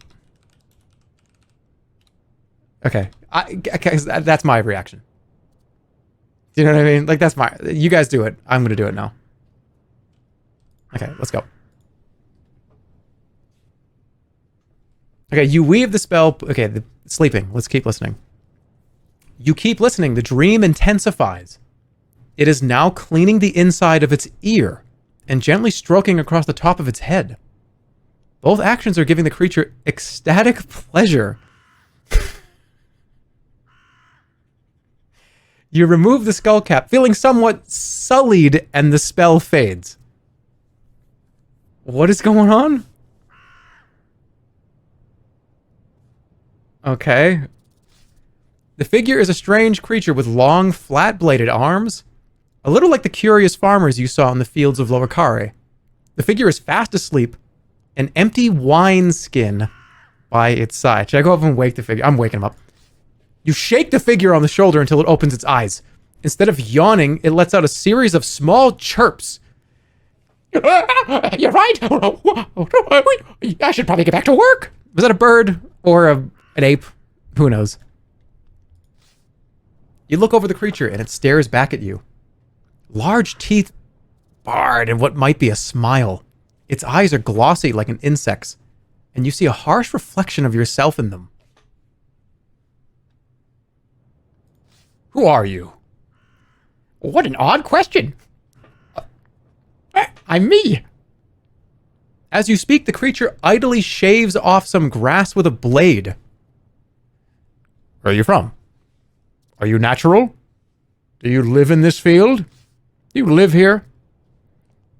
I usually sleep here, but sometimes I sleep closer to the market where I get some food. Are you given a wage? You ask, puzzled. A woman gives me apples and water in exchange for my wheat. This conversation is oddly like talking to a plant. Are you from here?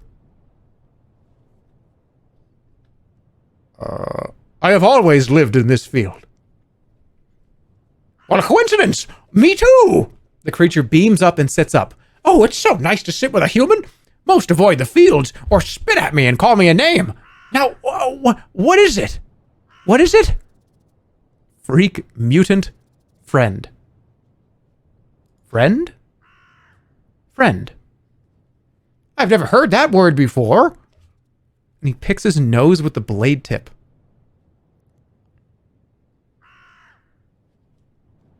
I think the Archmage made you. Perhaps it is a jest.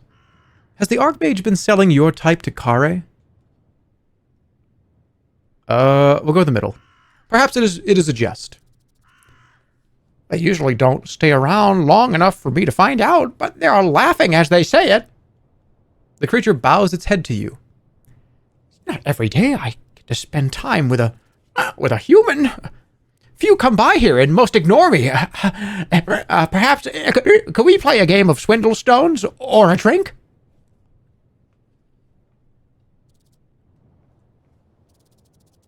How about a drink? Swindle stones?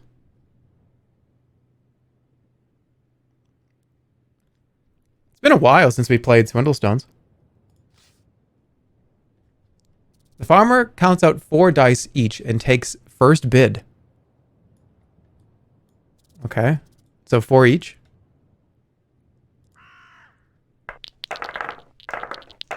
Okay, I gotta remember everything about this game. Where do you live? Near the market?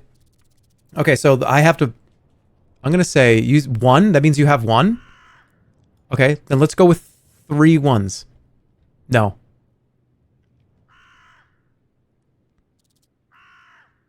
If he calls that, it's gonna be real. Should I say 4 ones? There are 4 ones. What do you think about that? Call it. Good. You have 1. Call it. You didn't even have... What? I got swindled. He had 3 2s. And he's calling out 1s. That's fine.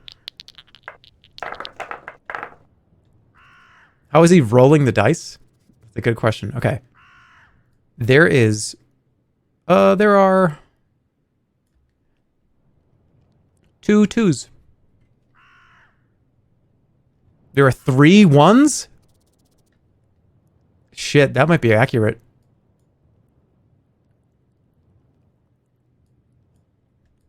Do I dare say 4?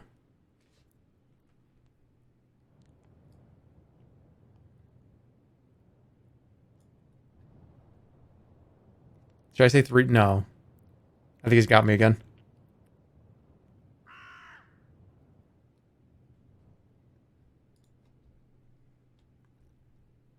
Fuck. You got me again. I'm rusty. I haven't played in like a year.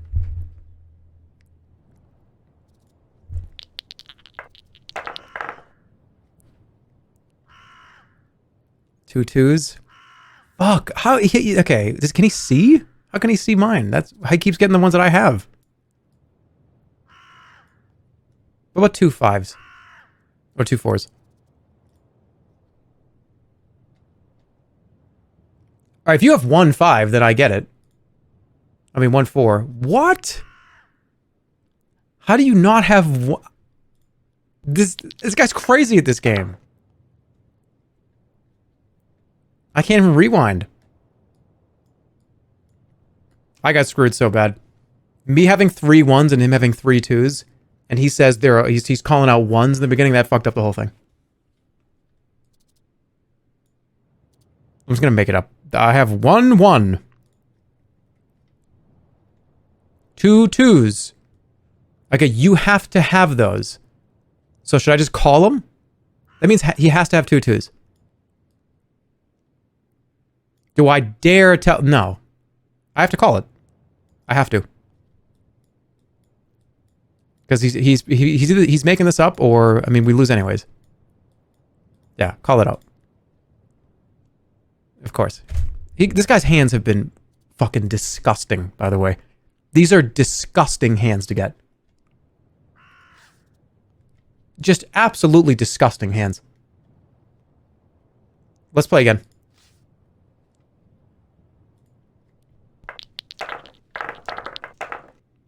Okay, this is good. There are 2 2s. Really? You'd think there are? I think there are 3 2s. Call it. 4 2s.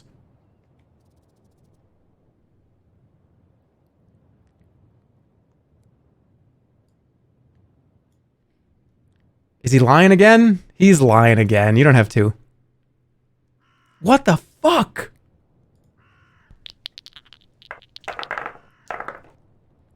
Yeah, but if I said 5 2s, he would call it and I would lose anyways. Because he knows.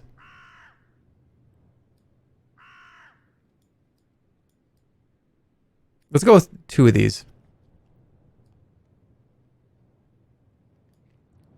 What about just 2 1s? Something I don't have. 2 1s.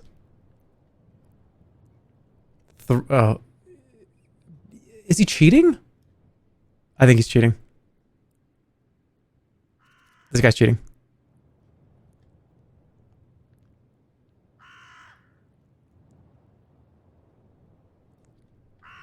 He's cheating. He's gotten this. He's known what I've had in my hand every time. He's cheating. Okay.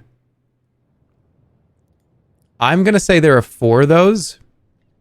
Because I don't know why you would say that if you didn't think you had at least 2 of them. Call it. What the fuck? That means you have almost 3 4s are in your hand? No. This game is he's cheating.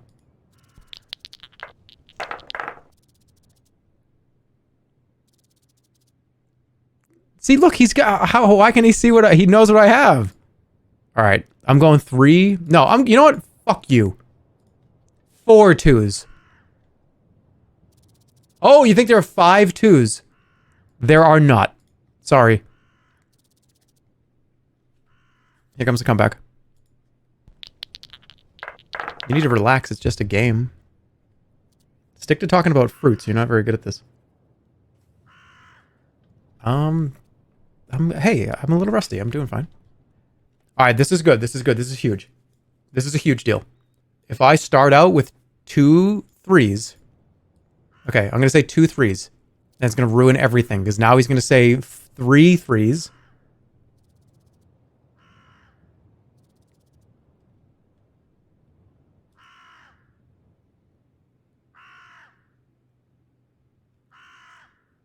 He's cheating.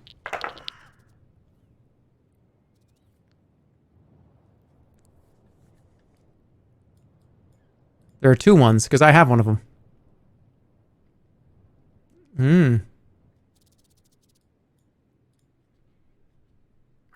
This is fucked up. I'm sorry. This is like the most ridiculous Swindle Stones I've ever played. This is actually cheating. Game over. The farmer shrugs. It is rather hard for me to roll, you see, but I do enjoy it. But another?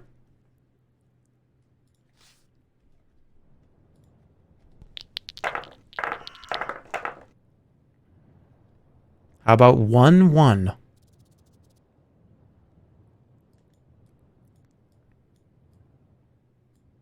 Two 2s. 3 1s. Oh, you piece of shit. Okay, he probably has 2. I don't think I can call him on that. I'm going to say there are 3 3s. I have 2. He just needs 1. Reveal it. You definitely have 1. Show your hand.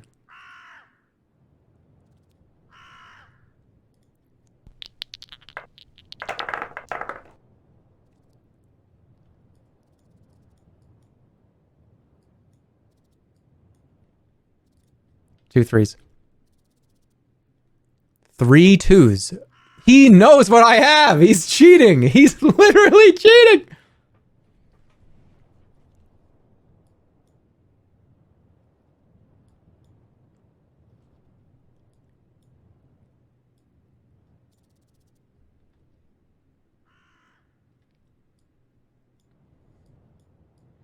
You bad at bluffing?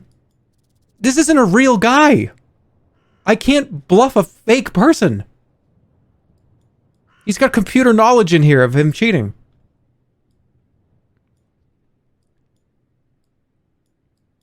I'm just gonna say something crazy. I mean, I'm just gonna call it because it's very high that he has 2 2s, but what am I gonna do? Yeah. Got 2 2s and 2 1s.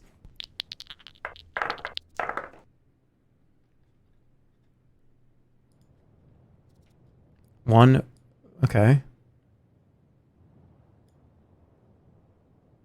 There are 2 of those. I'll say 3. He's cheating. I've played this game 1,000 times. This guy's not. He's cheating. Watch this. Watch this. And he's gonna be like, oh, by the way, thanks for showing me all those 2s. And I'm gonna get the opportunity to shoot a lightning bolt at his head. I'm just telling you what the game is gonna do for us. That's what's gonna be presented to us. There are 2 1s. 2 2s. Get out of here with this shit. Get out of here with this. I'm gonna try one more time. Oh, I do love this. He's probably stealing shit from me while he cheats. I don't even care because I have to beat the cheater. I have to beat the cheater. 2 2s. Yeah, I wonder why. You know what? Let's go. Let's just go with 4 2s. 4 2s. What are you gonna do about it? Okay. Well, you're a liar. This motherfucker, I swear to God.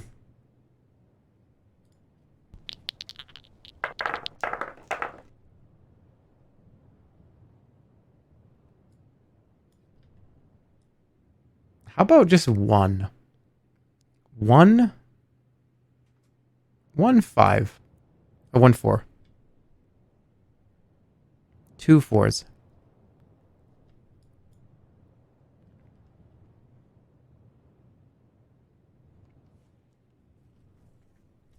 3 threes. You might have one. Oh. Okay. So that means you have 2. But I don't think you do.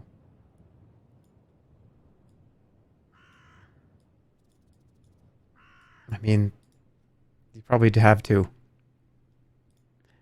He gets 2 of these every time, and then he always calls. He always says, "Hey, what about the exact thing that you have?" Yeah, all right. I am all right. I'm zapping this guy. I don't care what I get for it.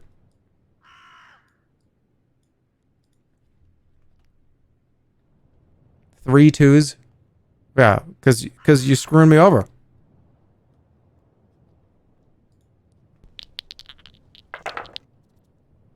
I can't win like this.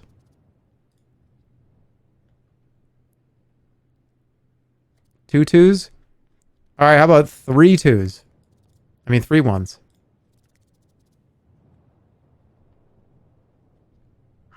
Let me guess. He's gonna have 1 this time. Oh, when you can only mess with 1 die, it's not so easy, is it? Well, okay. If you have 1, all right. So let's go with 2. I'll throw this right back at you. Let's go.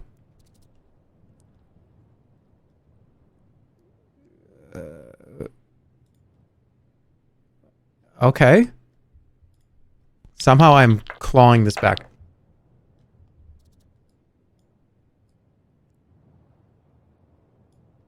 Okay, there's 1-1. 2. Okay, you have to have 2 4s, which is there's no way. Oh my god.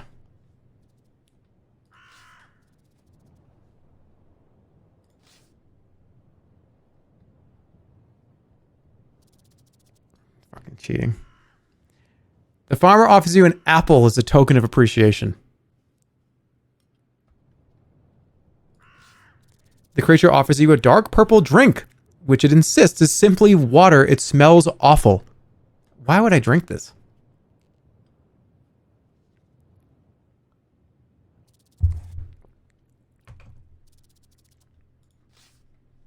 You take a drink. It tastes like the sewers beneath Kare, but afterwards you feel strangely refreshed. I am very careful about what I drink. No ale or strange potions. Only pure water for me. You elect to keep going. The farming creature nods to you, then scurries away across the grass. The air stirs a little, cold, but fresh.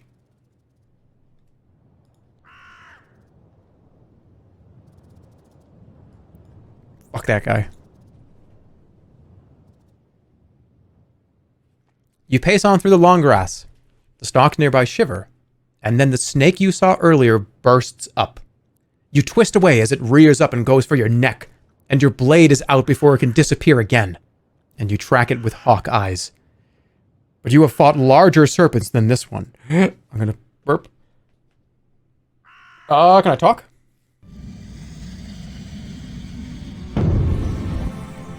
You always try the talk, right? It's wrap, right? Sharpen. Zap is probably going to light the whole field on fire, which I don't want to do. Ooh. Law. Control non-intelligent creatures. Is a snake smart? Find out. Consulting the stars, you bind the magic. The creature stops in its track, its will now bent to yours. Should I kill it? I'm going to send it away. In a moment of conscience, you send the creature away. Your grip on its mind fades as it escapes into the grass. The grass waves and wafts around your feet. This could be a bucolic paradise if it wasn't for the looming ghoul of the sorcerer's spike to the east.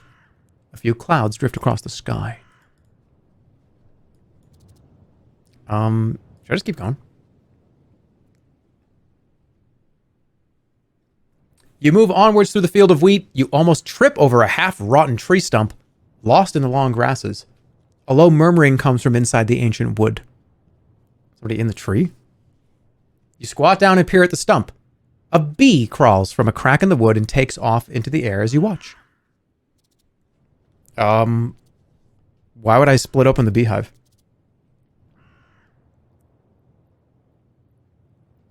Fucking Starlight Kid, bucolic kid. What? Do it for science? With your sword, you pry open a section of the wood, and 100 bees spill out in a sudden angry swarm. They whip around in furious clouds, searching for their attacker. Run from bees.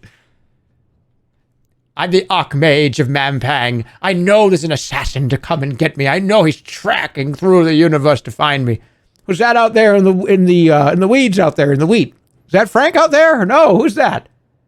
No, being swarmed by bees. That's my attacker. Oh, okay. I'm in deep trouble.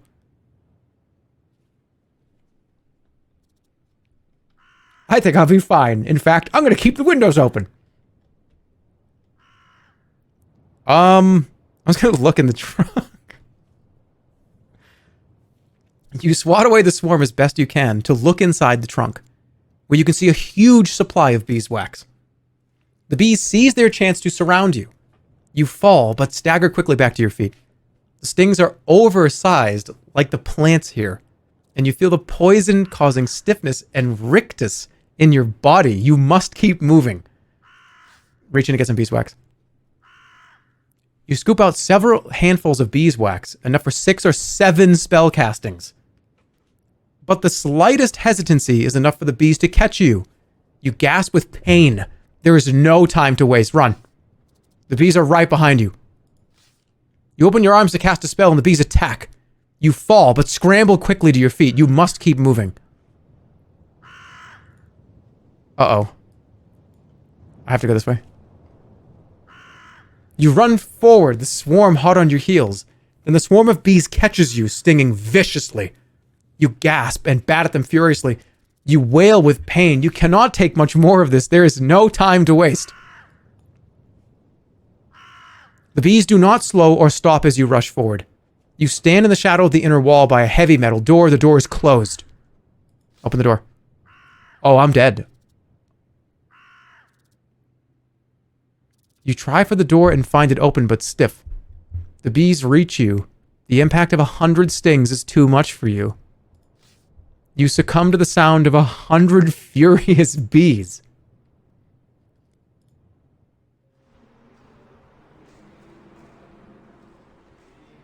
But then, after some time, you awaken. The sun disappears, heading towards the horizon. You ache all over. Where am I? You lift your head. You're lying on a pallet. Be careful. You were very badly wounded before we carried you here. Who are you? We're a friendly order. Rest now. The figure bows its head and slips you away. You pass out once more. Night has fallen. You need to rest, especially on an empty stomach. More time passes. How long have you been here? Get up. You struggle to your feet. You are in a monastery, it would seem, in a dormitory. You make your way slowly, staggering up a short flight of stairs. Oh, I'm sorry. I thought we were in the larder. I thought we were that other person. Sorry about that. Changing voice now.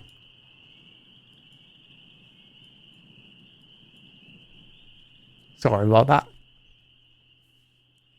Your footsteps echo on the cool stone floor. As you emerge into a wide hall, pews line one side, and an altar is in the corner. Let's rest. You take a moment to rest on one of the stone benches. It is a peaceful spot, perhaps the most peaceful in all of Mampang. All is quiet in the chamber. You could explore the monastery further, or go out into the streets. I think we're going to explore. How about back in the dormitory? So I didn't die, that's cool. You head down a short flight of steps into the dormitories unseen. You're back in the dormitory where you nursed back to life after your encounter with the bees. The cots are filled with sleeping bodies. Should I go back to sleep? Look at the monk's habits. One of the habits looks to be your size. It has a large hood which will hide your face well. Put it on. You gather up the monk's concealing habit and quickly pull it on. Disguise. You will now pass as a monk. A sense of great calm descends upon you. Sleep. Trusting that your habit will keep you out of trouble, you stretch out on a berth. Laying your pack down, you try to stretch out under your habit despite the uncomfortable floor. You've not eaten today, but I do have food. How? Oh, the apple! That's right. I forgot.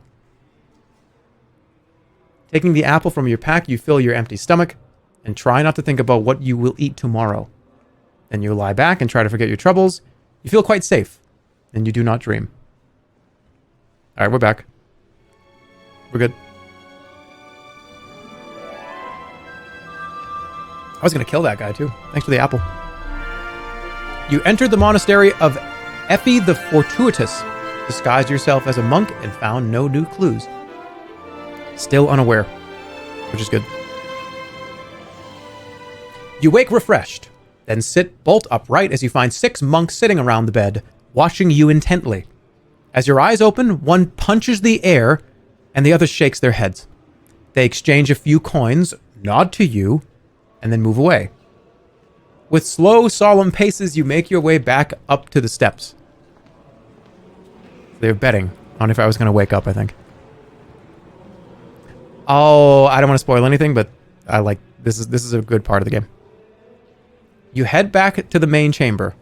Chanting fills the space. Listen to the singing. You pause for a while to listen to the singing. It is a strange tune. Restless. Sometimes harmonious, but at other times horrifically atonal. It is as though all the singers are singing their own songs, letting them coincide or conflict as luck would have it. The effect is rather unsettling and not especially pleasant. Monks move this way and that about their business. It's time to make a choice on where you will go. Let's go on the altar. You move closer to the altar and the pews. Some kind of service is going on. Monks are clustered in groups, chanting in a slurring monotone. A monk in bright red robes, the abbot, stands with arms outstretched. Let's watch the service. You stand and watch the service. The chanting is odd. A droning buzz lacking discernible phrases. You catch snatches of what might be words, but they sound like a strange imitation of language. Some monks are jovial, whispering to each other and jostling, but others are solemn. Should we go back to bed? Snooze.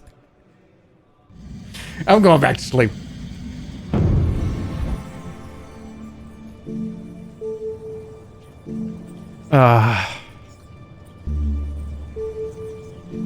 Create the illusion of worship. I know you wrote so funny in all caps. I know. I'm not gonna do it. I could teleport.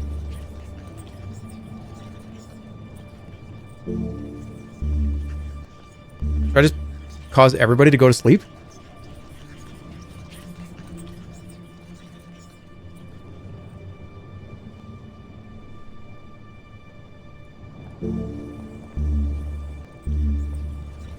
It's not that I don't understand the language, they're all just talking over each other.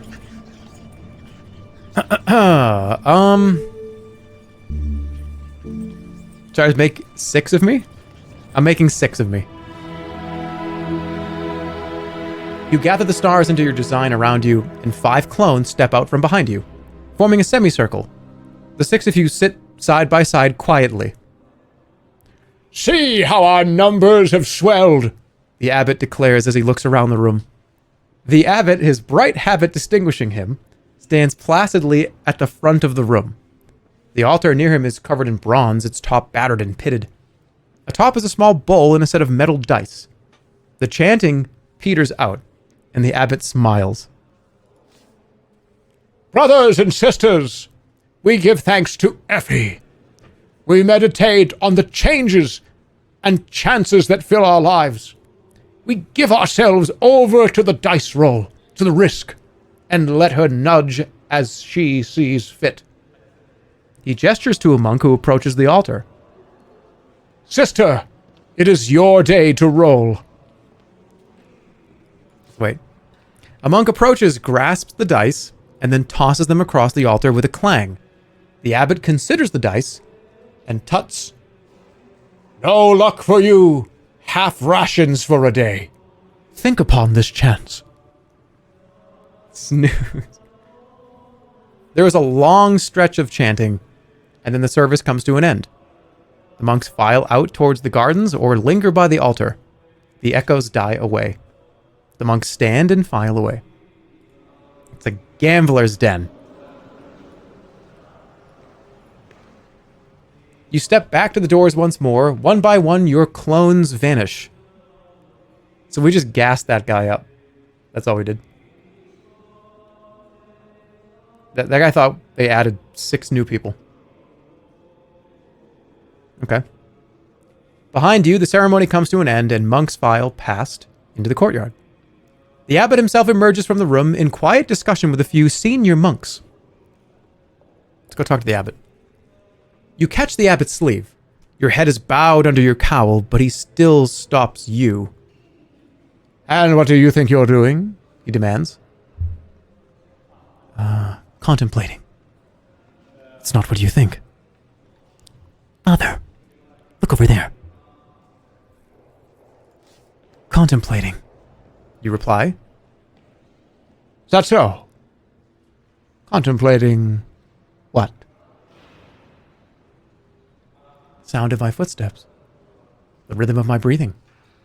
The cracks of the stone. Alright, which one of these is gambling? Which one of these has a range? Probably cracks, right? Like how many cracks will happen in the... I feel like it's probably stone. The cracks of the stone. They are indeed profound. But... And he wags a finger. You cannot fool me so easily. Should you not be polishing the steps, Noviet? He turns you gently about, by the shoulders, explaining a few points about the laziness of the younger orders. The abbot deposits you in the courtyard. Effie be with you, He murmurs before moving away. No. Shoot. This place seems rather busy for a monastery. Monks and citizens crowd around long tables, and a commotion is coming from a crowd to one side. Wide doors lead deeper into the monastery itself. Small iron-lined windows dot the walls, allowing a little light. What else can I do in here? I think you can actually... I think you can do more gambling. Let's do it. Resurrect the dead. Who's dead in here?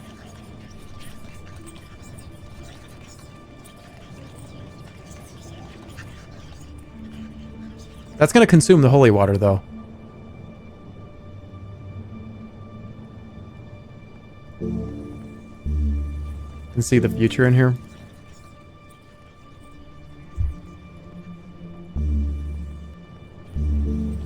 There are no animals in here. Do it? I don't think I want to do it.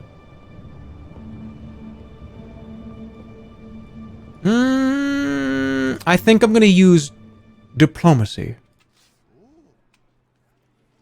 Most of Effie's monks are gambling or betting in one way or another. One stands on one leg while another counts seconds. Opposite, 2 monks stand under a tree, guessing when a particular leaf will fall. Along a far wall surrounded by many spectators is an intricate race course for rats. Let's go. The rattle of dice and the grumble of betting comes from a side chamber. The rat run, the dice chamber, or the hall. Alright, let's go to rat run. You walk up to the rat course. elbowing your way through the crowd. 4 rats are hurrying through an assortment of turns and obstacles, trying to reach a molding morsel of cheese fixed to a spike at the far end. A monk with scars on his face directs the proceedings. The scarred monk looks up at you. Here to bet? I have questions. Ask away. Are the rats magical? Why do you gamble so much? Do the rats enjoy racing? What can I win? Are the rats magical? What? No. Why would we use magic rats? They just run, after all. What a horrible idea, anyway, a magical rat. Why do you gamble so much? If you're really interested, ask one of the others. I'm busy. Do the rats enjoy racing? I don't know. They run without prodding. Could be they like the cheese. The monk is called away by another to supervise another race.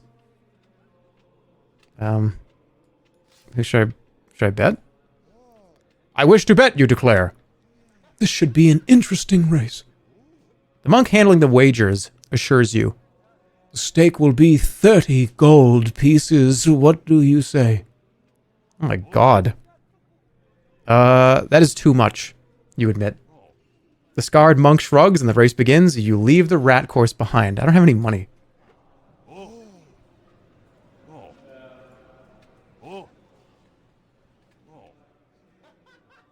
Okay. Should I just fuck the whole thing up?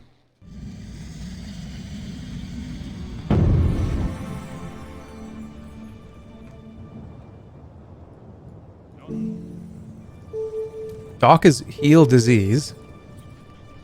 What about seeing the future? Oh, if I win the bets or not? Okay, fine. You sit cross-legged on the ground and put your palms on the orb. You craft the enchantment and everything. Imagine using this. You see yourself laying down bet after bet against a table full of scurrying creatures, but without rhyme or reason. Days seem to pass, and you grow thin and haggard, the crown forgotten, in an ecstasy of gambling. The vision, a rather puritanical one at that, fades. So wait, if I gamble, am I gonna just get stuck here or something? Okay, what else can I do?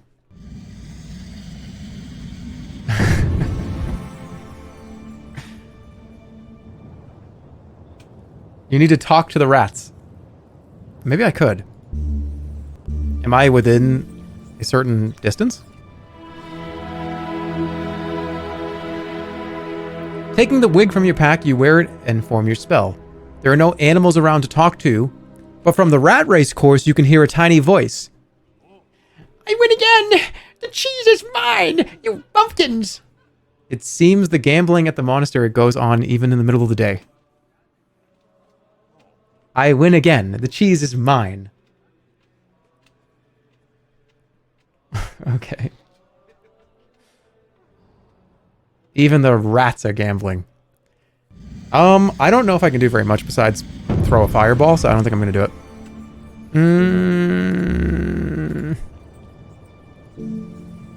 What about how?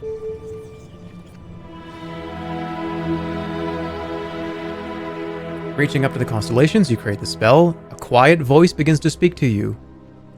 Effie may take you into her grace, but she is a fickle patron. The rats continue to bicker and argue from the race course.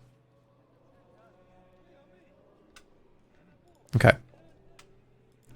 I didn't go in the dice chamber, so let's go in there and win in Swindlestones. You walk over into a long room set with a wooden table on which several games of Swindlestones are being played. You find a monk who grins at you. Fancy a game, brother? We stake 10 gold pieces in Effie's honor. The stake is too much. I don't have it. That is too much, you tell the monk. Here then. He hands you 10 gold pieces from his pocket. In Effie's honor. Now a game. Oh, okay, let's go. 3 dice. All right, let's go. No cheating. Good hand. Go. Unbeatable hand. Actually, it's an unbeatable hand. All right, you think there were one of those?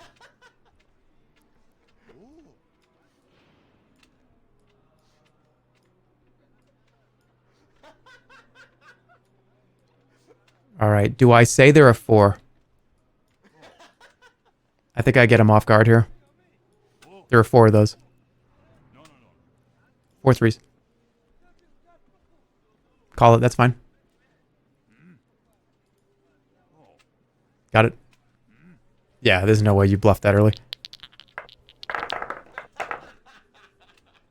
Okay. I'm gonna get, let's get weird. 2 ones.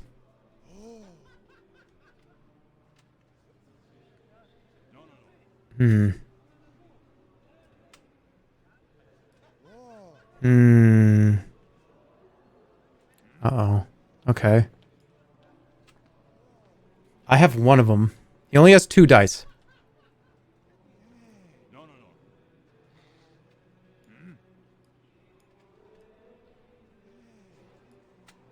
Three twos. I could call 3, but I think he knows that he... That's kind of hard. I'll do it. I'll do it. 3 fours. Okay, now you're in trouble.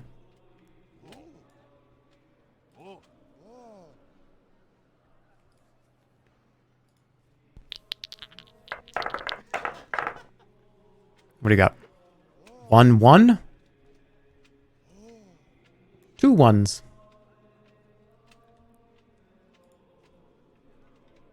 3 ones? Oh, thanks for playing. Hey, thanks for the free money. That was fun. This guy gave me $10 to make sure he could play dice against somebody. And then he lost it. So I got $20. This guy gave me $20 to play a game with him. I win, don't I? The monk nods with great pleasure and hands over 10 gold pieces as you take back your stake. A fine match. Another? Let's increase the stakes a little. So this is how he wants to get you. This is what he, okay. So he wants, we won. I'm done. I'm done. The monk nods. True luck does not always favor play, he agrees. You get up from the long table, the monk bidding you goodbye. I just left with 20 extra gold. And we're taking it right to the rats. Oh, I need 30. Never mind. Shit. Yeah, guys, I'm gonna win. I'm gonna walk away from that table. I made $20. And I'm gonna go sit at a different table. I walked away from that. Come on. I want to play the rat race.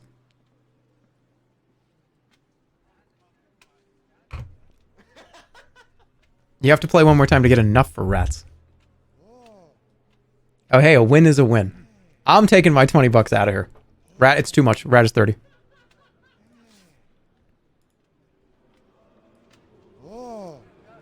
I wonder, hold on, let me go back in the hall. The monastery is busy and peaceful yet enough. Okay. Can I run into that? I'm shit. I think I missed my opportunity. I think I missed my opportunity. I could probably go back to sleep, which might not be a bad idea. No, damn it. All right, I think I gotta go.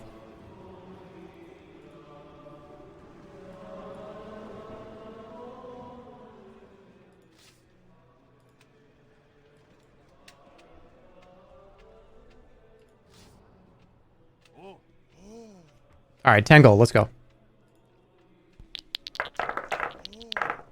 2 ones.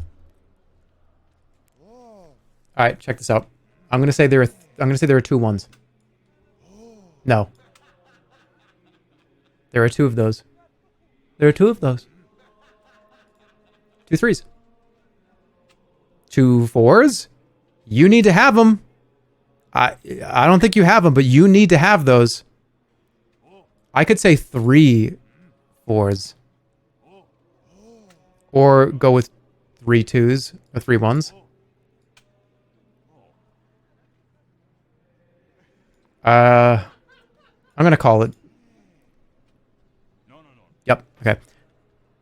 Yep. It was a risky play, but I got it.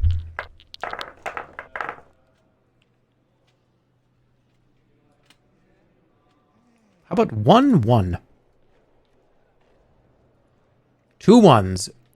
So you have both of them. Let's see it. Ooh! Okay. Shit.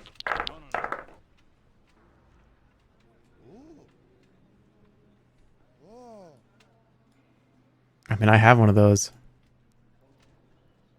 Call it. Oh, there's no way you've got a double twice in a row.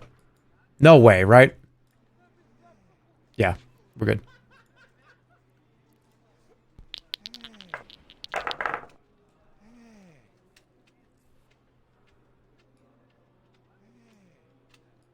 I can ruin this whole thing for him. Watch this. Let's go all the way up here. 2 of these. You're full of shit. You don't have one of those.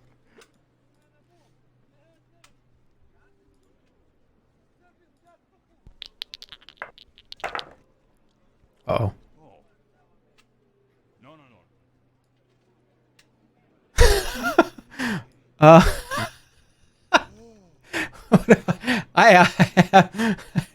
I have one too. I fucked it up so bad, I think. That was not a bad play, though. You can't tell me that was a bad play. I could call him right here. No, I have to say there's 1 3. Yes! Why would you do that? He just threw it away so bad. What? I had 37 gold. All right, now I'm up. So now I can do one more.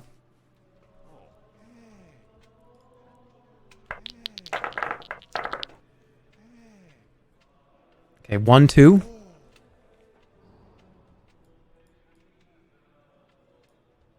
Yeah, there are 2 2s. I've got 1. 3 2s. Yes. I mean, there's no way you have it. Goodbye.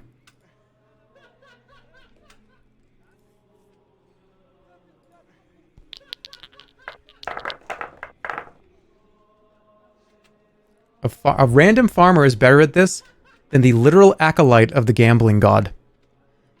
But the farmer was cheating. Okay, 1 1. Let's go. Let's really fuck him up big time. Watch this. 2 3s. Let's go right off the bat.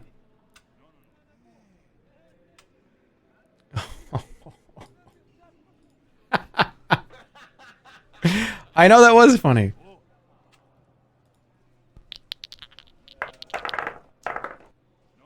Okay. 1 3. Oh, I dare say there are 2 3s. Do you think there are 3? I would dare say there's a third one.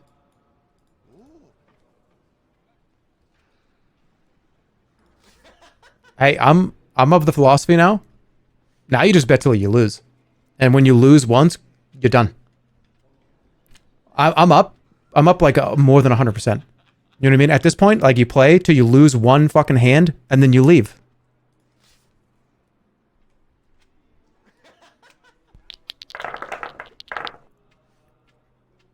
Okay, 1 3. This might. I'm gonna go all the way.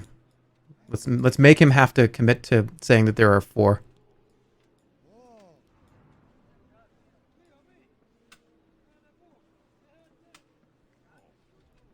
Which I doubt is true. Wait a minute. There are 2 2s. Okay. Okay. Well, guess what? I think there are 3 of those. No, make him have to say 5.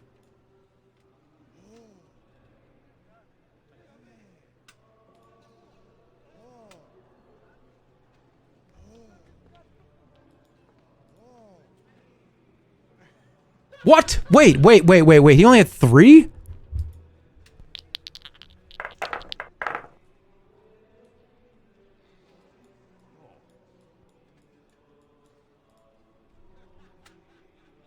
Don't call it, please.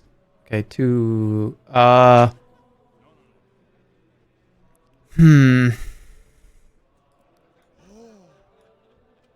He might have 2 of them.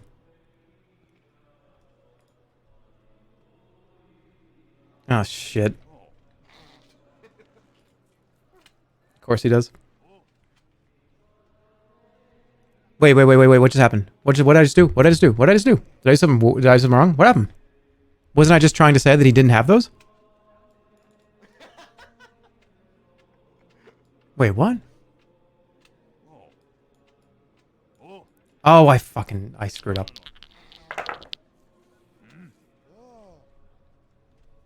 1, 2? Why can I not say there? Oh, he's saying there are 2 1s.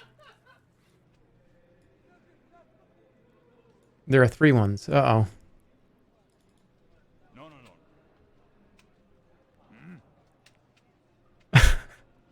There are, though. Yeah. Sorry, that's 1 too many.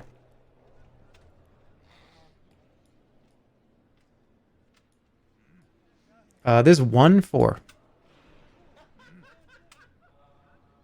Ooh, okay. This is where we get him right here. Because he has to have a double, and I'm willing to take that risk. Brought it all the way back. Let's go.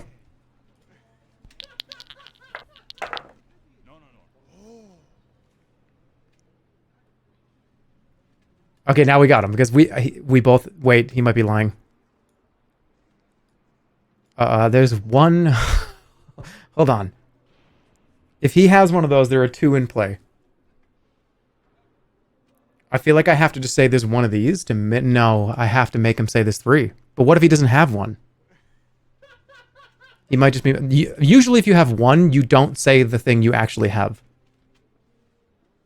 So if I say there's 2 of these and he has like a 2, then I lose.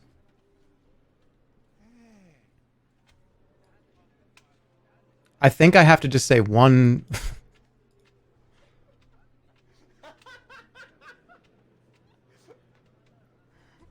One of us had to.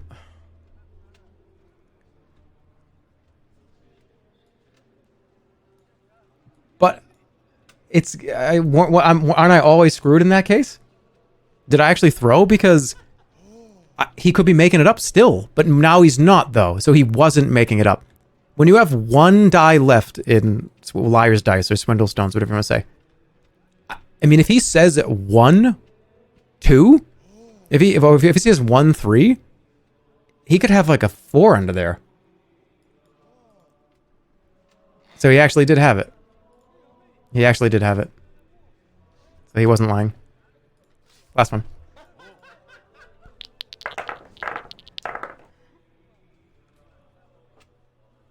All right, 1, 4.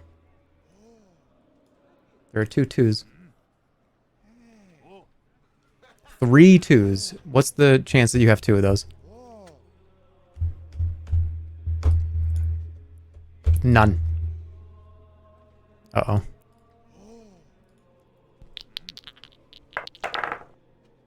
This is a good hand for me. Let's say there's 1, 3.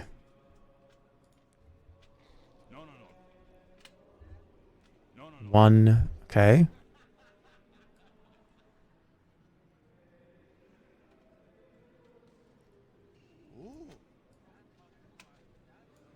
There are 2 of those. There are okay. So you're telling me every single one of yours is all 3 of them? You're full of shit. Yeah.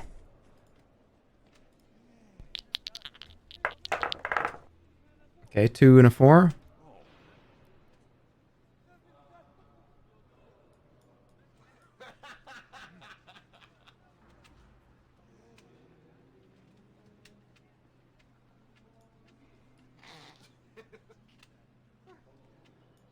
There's a couple ways to do this.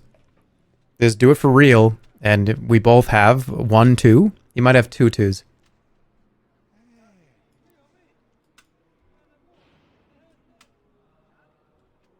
Let's go with this. Call it. All right, come on. Shit.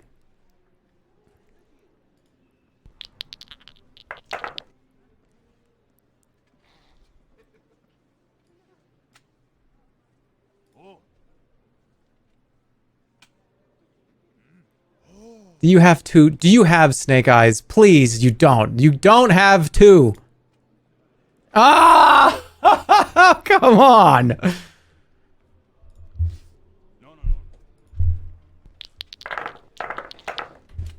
I'm winning this one. Check this out.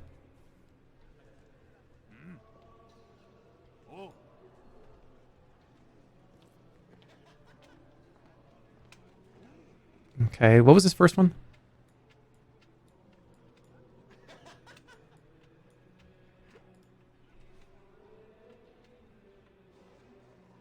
You definitely have 2. He's got 2. Yeah, I'm gonna get my money back.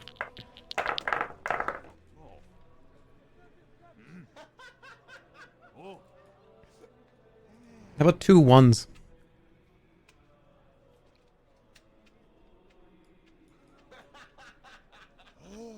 One, 2, okay.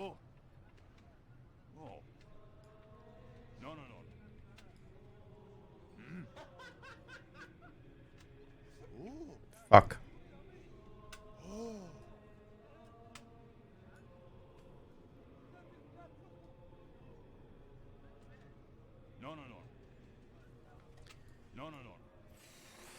The probability that this is wrong, he's gonna call this because he's gonna be like, what the fuck are you talking about?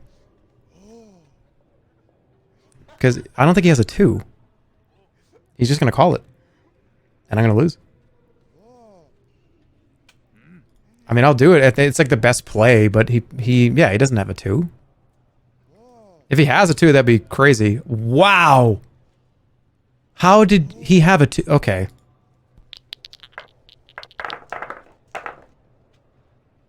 All right, we got the money back. 1 1. Well, I dare say, wait a minute. He could be lying, but let's just call him out on it. There are 2 1s. Call it. That's fine. There cannot be 3 1s. It's physically not possible. I will take my money back, please. Okay. Hey, look at that. We're exactly where we just were. Can you lend me more money? Can you lend me more money? I cannot. Effie does not wish us to be generous, as generosity defies the action of luck. Okay, that was fun. The monk nods. You get up from the long table.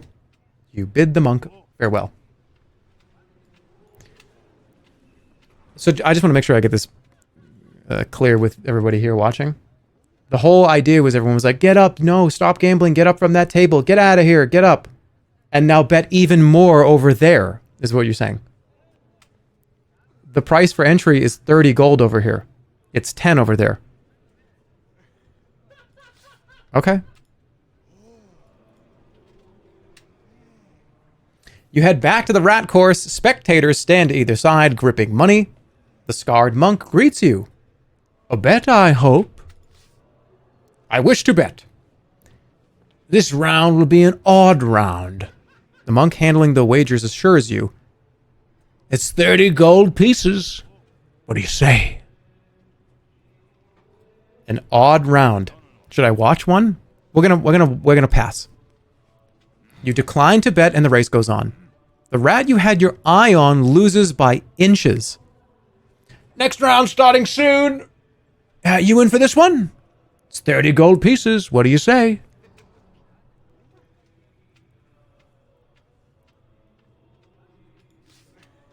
You place your coin on a promising-looking rat. The 4 rats shoot off, climbing a steep hill made of wood and paper. Your pick stumbles near the top.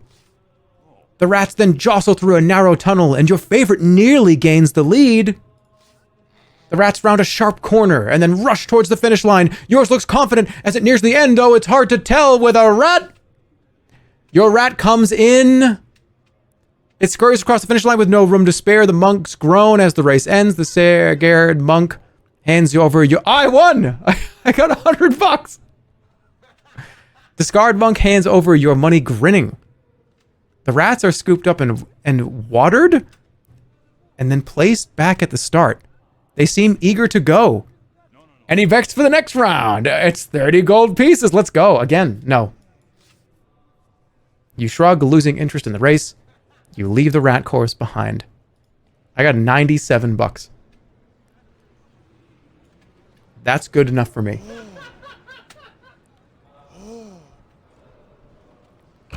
I just have a question.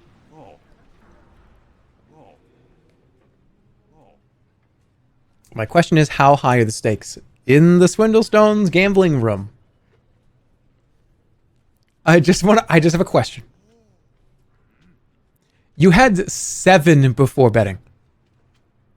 I did have 7 gold before I came in here. That is a monstrous increase. I'm going to just take it and leave. I'm going to take it and leave. You make your way down the steps and out of the yard. It's time to leave. Back out to the road. All right, I'm going to go be right back. I'm going to refill my tea. And I will see you guys in a few minutes. Be right back.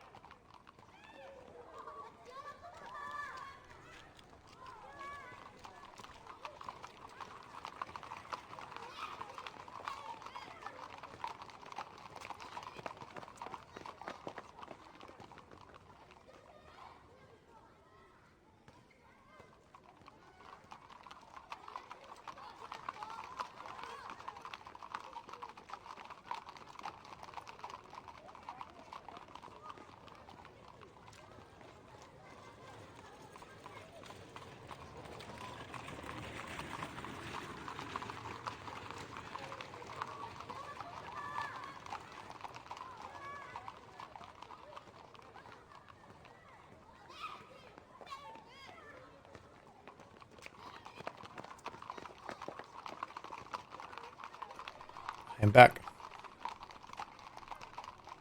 Sorry, I made a tea. Took a little bit. I'm back though. What's up? I took a little extra minutes. Refunded. What are you betting on? What happened? You guys making bets on when I was if I was gonna come back?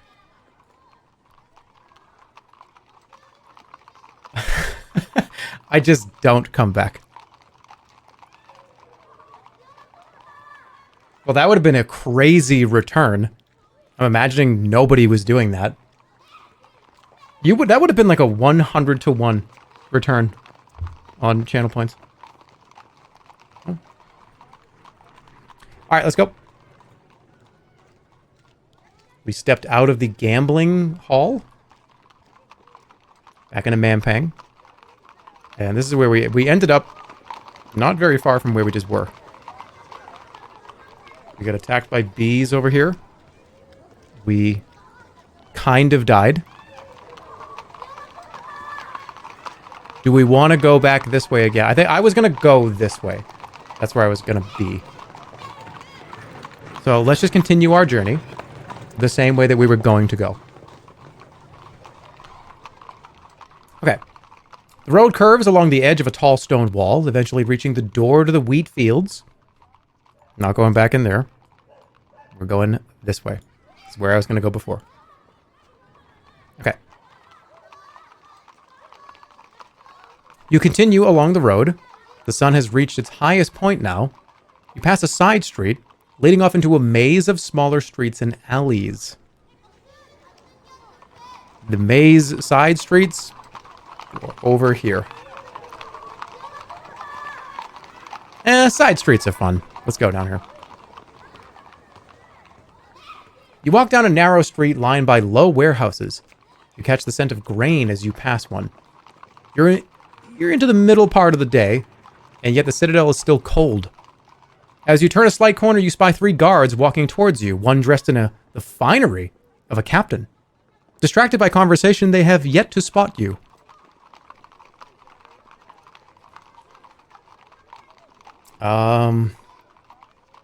Hide in a warehouse. You hurry quickly over to the door of a nearby warehouse and slip inside. I'm not messing with that right now. The large warehouse is filled with stacks of crates, but as you enter, you hear a guard speak. You see that? See what? Someone just went into that building. Footsteps grow louder as they approach the entrance. Hide. You duck into the narrow passage between the crates, weaving in the gloom. The air here is stuffy, and you resist the urge to sneeze as you disturb layers of dust. Oh, thank God. Hidden, you watch the 3 guards stop at the threshold trying to catch sight of you. It still must be in here, one says. They begin to creep along, probing stacks of cloth with drawn blades. Their captain stands at the entrance, feet planted wide. Her skin shimmers in the dim light. There is magic at work. Alright, I don't know. I feel like waiting is a bad idea, but so is this one. And this is probably the worst idea. Maybe slip? Alright, I'm going to wait, and then I'm going to slip. You continue hiding, waiting for the moment to strike. The guards blunder through the warehouse, walking down corridors of crates. They penetrate deeper into the warehouse, leaving the captain alone at the threshold. Hunt down the guards. Okay. Should I do that?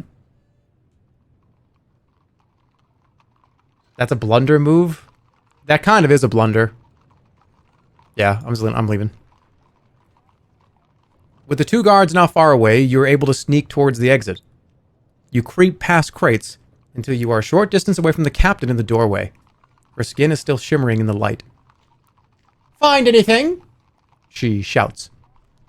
Not yet, Comes a voice from the back of the warehouse. Just charge her.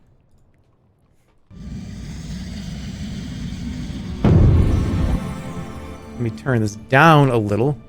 All right, law, they're intelligent. They're not non-intelligent. Her, I can't cast it because I don't know it. Jig is easy here. It's always funny. Zap is always here.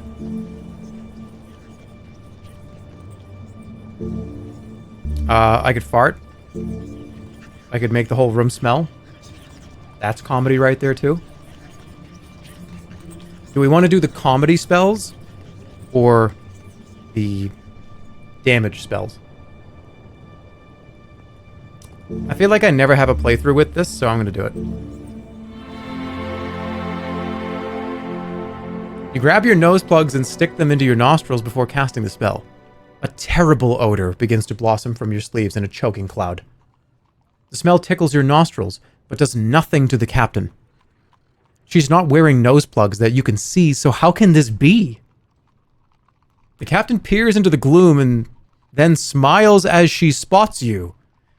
There you are. Oh, I just made myself really smelly.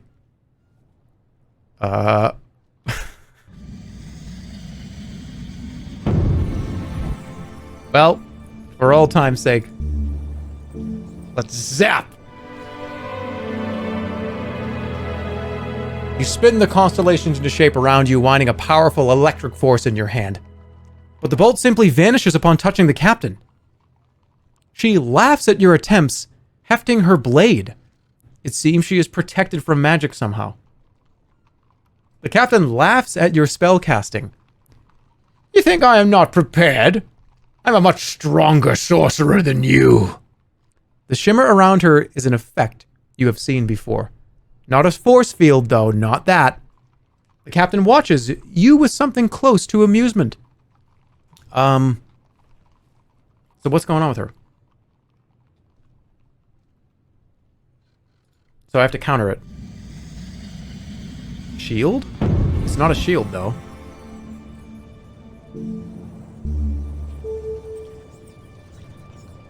I'm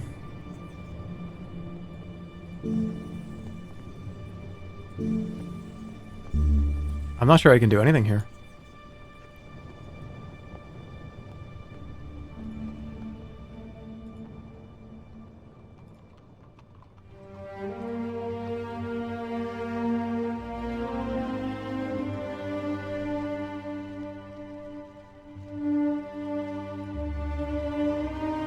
I don't think there's a mini-might here.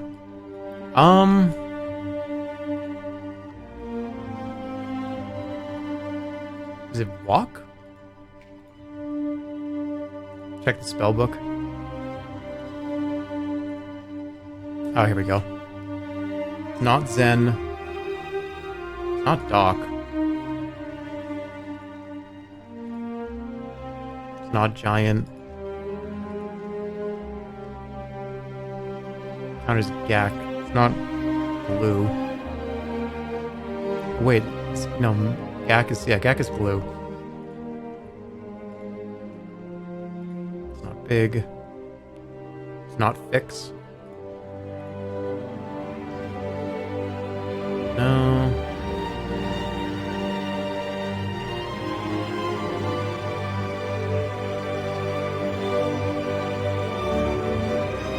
So what spell is she using?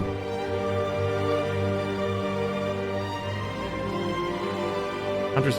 no. She's using mag. That's what it sounds like, but didn't she say this wasn't a shield? It's not a force field. Okay, so, but it's a magic force field. I don't think I can cast anything that counters it. I could just attack.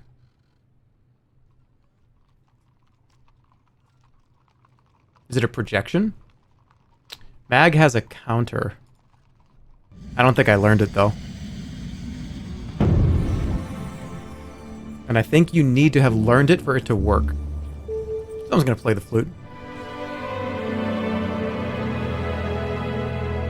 What else can I do?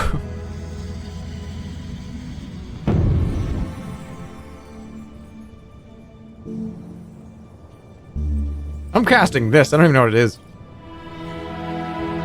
Cast a spell and a bounty of cats appears from somewhere. They scramble all over the crates, meowing in a rowdy chorus. Is that the best you can do? The captain finally steps forward, blade in hand. Okay, I didn't do anything. We're going full blast. And it was a great call. That's 4 damage. And I'm going forward again. I don't even need to look. That's what we call horseshit in the industry. That's what we call horseshit in this fucking industry. Okay. The captain gives you 2 quick jabs. Wheedling around your weapon, you stagger backwards, clutching at a bleeding wound. I made up for it. Okay, captain steps back. I'm gonna okay. I feel like I could do that again. Oh, fuck you. Where'd you get that? You've been doing moves the whole... Whatever. Again. I'm being so greedy. And look at that. Look at that. Look at that. That's so stupid. Actually stupid. I lost so much health. I want to do it again.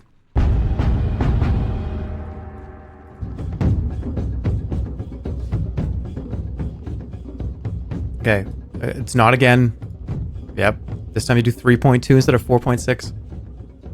Now we... Okay. She steps back. I'm going to full blast it again. Struggles to hide the pain. She keeps an eye out. Yep. I think it's full blast again. She shifts away. It's okay. I'm going to defend. Full blast again, and we win the game. See you later. Okay. You thrust your blade through her neck, and she falls. The captain may be dead, but the remaining guards burst out, ready to avenge her. You only have just enough time to flee the warehouse. Let's get the hell out of here. You race out of the warehouse and up the road, managing to keep the... You're ahead of them. You got ahead of the guards. Let's go this way. You pick your way through broken buildings and through the wreckage of fallen homes. It seems the city once housed a lot more people than it does now. Perhaps its life is simply ebbing away. Across the ruins, you can make out the stalls and tents of the bustling market. The sun is beginning to lower, and the air begins to cool. We already went to the market, so we're... I'm not going to run back into them, am I? No. Okay. I can go back in the warehouse. It's foolish.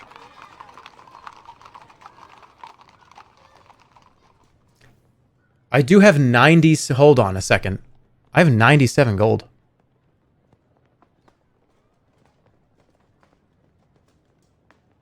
Wasn't there something I could buy at the market that I couldn't afford before? I don't think they sell food at the market. Oh, I could get the mirror. Yeah, we're gonna... Let's go back to the market. If I can buy that mirror, I want it. Because that lets me do what exactly? Let's see.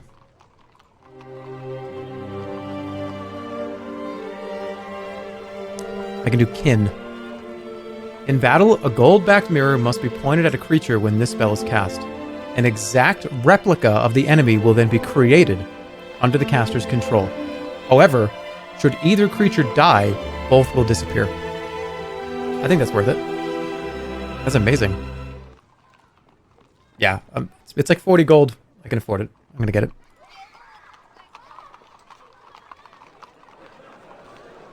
Whoa. Where did we just go? It's up here in the stalls. It's the peddler. Alright, I'm back. I want that mirror. 48 gold pieces. This is so annoying that I have to pay that much, but I want this. And do I have glue? No, that's not. I'm done. Yeah, and I'll get the cutlass. What do you have? Mm-hmm. I will take the broadsword. I don't want that. He already sold it.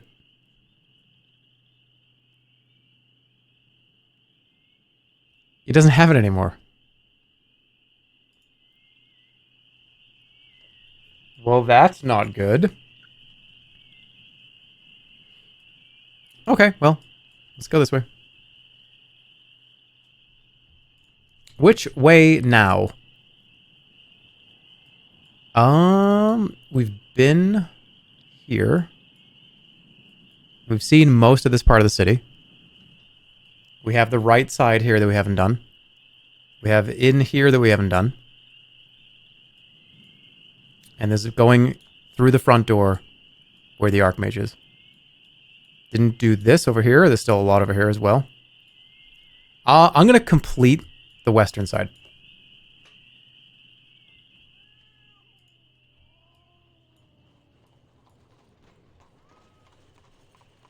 Okay. The monastery is closed. Need to get food. I don't think anybody sells it. At least not right over here. I have a Blimberry potion though, don't I? Alright, we're not going to get trapped over there. We're going to go this way.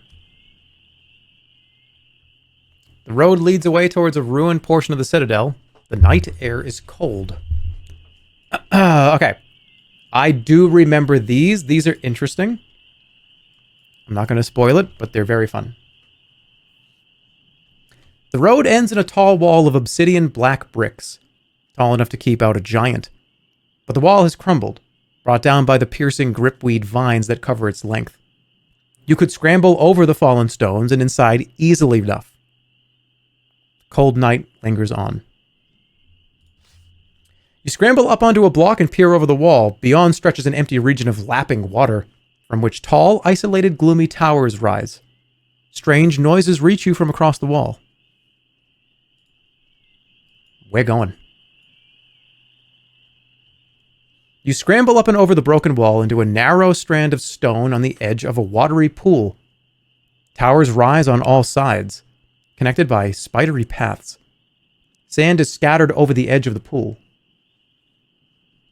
It's free sand, I'll take it. Oh god, what did I do? You scoop up a couple of handfuls of usable sand. The path between the towers awaits.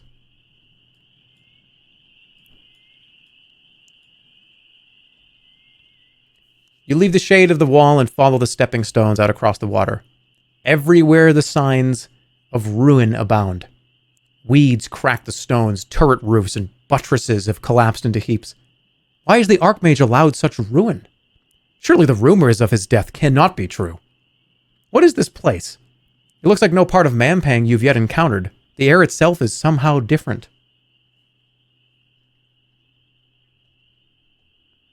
There is a tension here.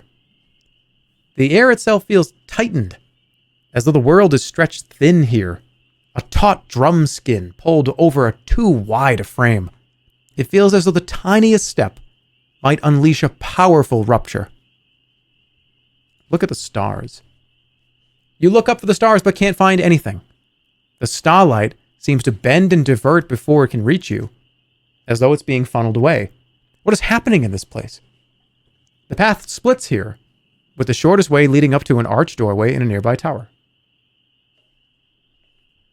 Okay, what's in that tower? You look over at the nearby tower. It is squat and ugly, with a low, slightly squalid archway leading inside. I'm gonna sleep here. Putting down your pack, you try to rest despite the cold. You have eaten nothing today, but you have no provisions. Only 2 vials of Blimberry juice. I will take a Blimberry potion. You gulp down a mouthful, you feel somewhat improved, and your hunger is abated. Then you get comfortable and rest. You roll over trying to sleep, but you cannot seem to rest. After a while, you get to your feet and begin to walk through the darkness. Crumbling walls and broken towers move past on either side. You are walking past an old, crumbling building when you hear voices. Can you starve to death in this game? I believe you can. Every time you do not sleep, no, every time you do not sleep after eating, like you have to eat. Can you? I'm really thinking this through here. I think you can, because you take like 3 damage if you don't eat, even if you sleep. You're confusing me? I'm confusing myself. I'm pretty certain you lose a few health if you sleep without eating. So eventually, yes, but you could always rewind. Okay. Let's listen. You listen closer, leaning against the wall. It sounds like a distant crowd, too far even to be on the other side of the wall. Where are these voices coming from? Let me look over the wall. Looking over the wall, you spot a missing brick. A green-gray mold has covered the gap, coating the interior with fuzz. Ooh, I love green mold. Wait, this is not the same mold? As you lean down to peer at the mold, you realize the voices are growing louder. Look at it. You squint, peering at the mold. It is unusually shaped, varied in color with peaks and valleys. Tiny bumps dot the mold, along with taller outcroppings that look like spires. But then something else catches your eye. Movement. Hundreds of tiny specks swarm across the surface of the brick, making circuits in all directions around the mold. What could they be?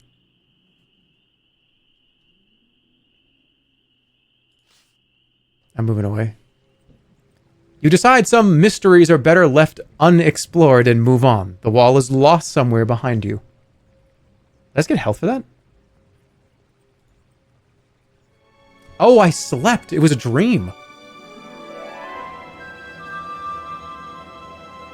I thought I was awake. I guess I did fall asleep. Okay, you gained a huge amount of gold and found no new clues. You pick yourself up to your feet, try to shake away your more curious dreams. The wind picks up a little spray from the water and splashes it into your face. It stings where it touches you. How is the Archmage not aware you attacked his guards? He might. Pretty soon.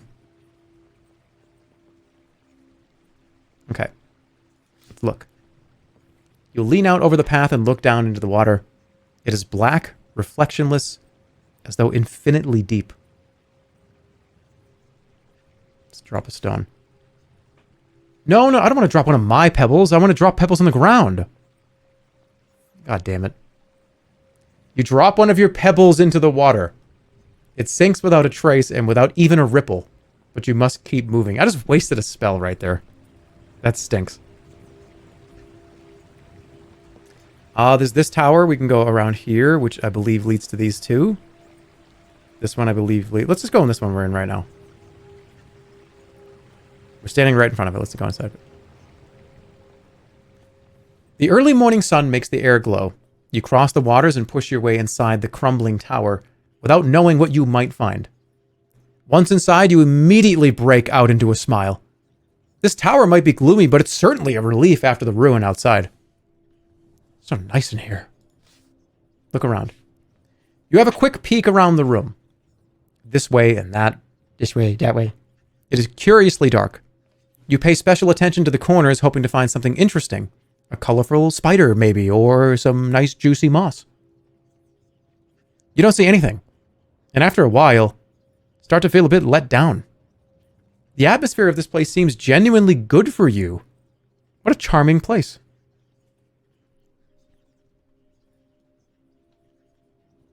Look at the doors. You look over at the doors. There's one behind you and one in front of you. But when you try to count them, you find you can't quite manage it. It's probably because turning to look at one means the other one is behind. So you can't see it anymore. And you can hardly count something you can't see, after all. What? Eventually, you decide there are most likely 2 doors here, even if you can't really be certain. You open your arms to cast a spell and end up falling over backwards and collapsing into giggles. Such a shame there's no one here to enjoy this place with you. It really is quite delightful. Uh-oh.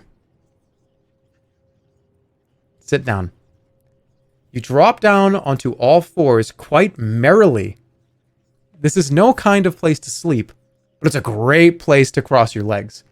You try crossing them one way and then the other, but neither way is really comfortable. You're forced to stand up once more.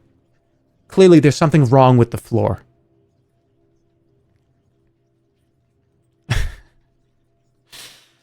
You pause where you stand to regard the cracks in the flagstones underfoot.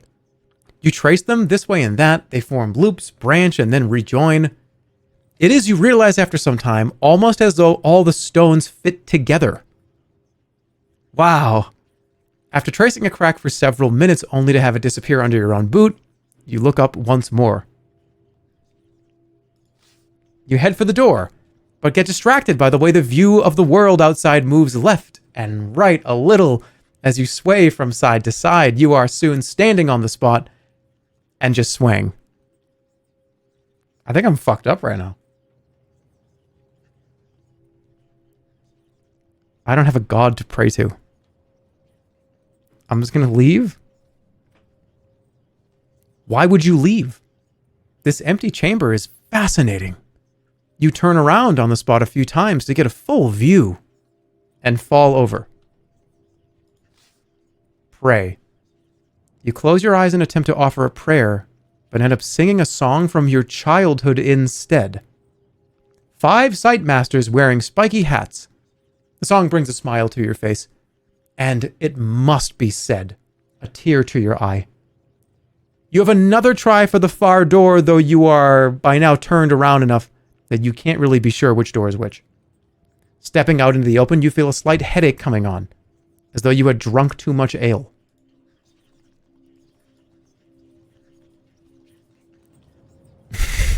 Let's go this way. There's the weed room. I don't know what that was. Okay, next room. You step back out onto the path and follow it a short way. 3 paths meet at this point, in the shadow of the eastern rock. From the eastern tower, you hear the faintest sound of music. The air seems to fizz and crackle with secret energy. Which way now? The eastmost one sounds like music. Music in here? I don't know what's in here. I'm gonna say... maybe the one right next to me? Oh, that's not good. The air moves a little around you, still icy but fresh. You enter the next tower nervously. This chamber is large, circular, and peppered with dark alcoves. The floor is pure marble, as are the walls. In the center, standing on a pedestal of rough stone, is a large stone sculpture of a ram. Ooh! Study the statue. You pause to admire the statue. It is about twice your height, cut smoothly into the glossy rock. The craftsmanship is impressive, sculpted fur that looks soft enough to touch. There's only one flaw. The eyes lack pupils and are instead solid white orbs. You cannot shake the feeling that the statue is looking at you. Look around the room. You scan the room.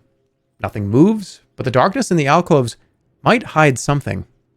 Across the room is a set of double doors large enough that 3 ogres could walk through. Another doorway leads north, but the path in that direction has crumbled into ruin.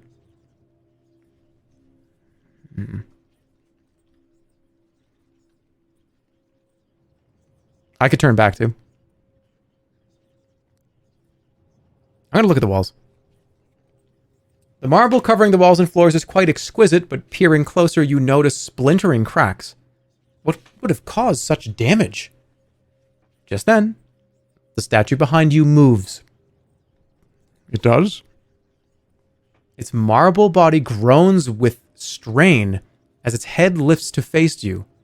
It shakes itself, the stone flaking. 2 blank eyes stare you down. It jerks and twitches as it raises a leg. It brings a hoof down onto the stone. Boom. They do exist. The air shudders with the force of a single step. Boom. The ram descends from the pedestal, never taking its eyes from you. Before you stands one, the Archmage's deadliest servants. One of us, the sleepless ram. You shift your weight, ready to leap out or attack, but the ram simply stares, unblinking and unmoving. Then it takes one more halting step, lowers its head, and begins to charge. There is no time for any singing. What? Why would I be singing? Just in case you know, there's no time for that. Wait for it. Should I just get hit by it? Wait for it. You hold your nerve as the creature pounds closer. Jump onto its back. That's kind of cool. You had a clue about this guy. Ooh, I think you're right. I actually think you're right. Oh shit, right here.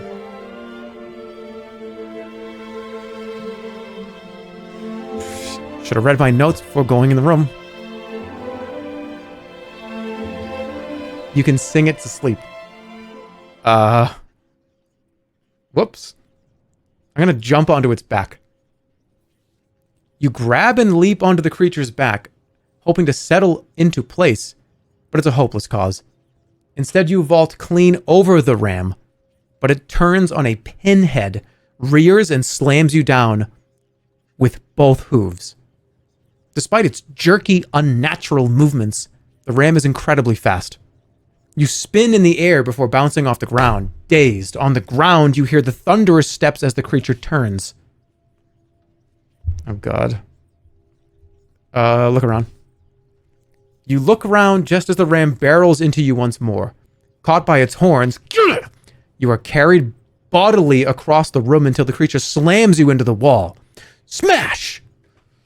Smush! The marble cracks under the blow, and you slide onto the ground, barely able to breathe. The thing backs off a short way, readying another charge. Get up. You get to your feet, nauseous. By simply entering this room, you have sealed your fate. This is now a fight for your life. Sing to it. You know the ram can be sung to sleep, but as you ready yourself to try, you realize Dintaintia never mentioned what song to sing. Perhaps it is just music in general. Strawberries, fields, slang, oh slang. The Wizards 3. Oh mama, not again. Karama, oh, A-O. I don't know. Sing nothing? No, I gotta sing something.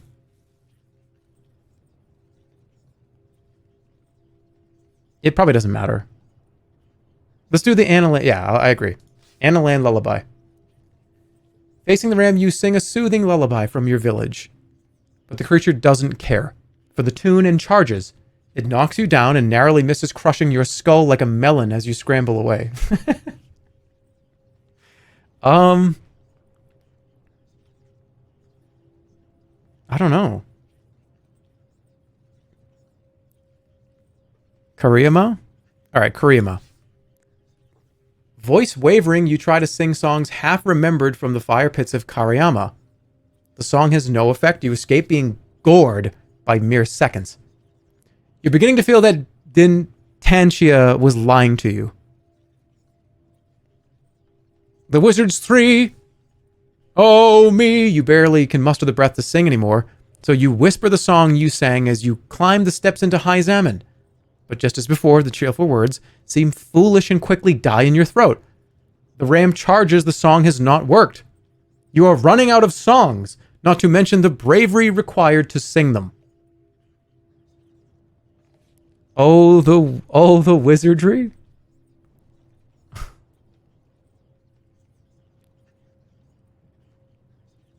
Can I get it wrong this many times in a row?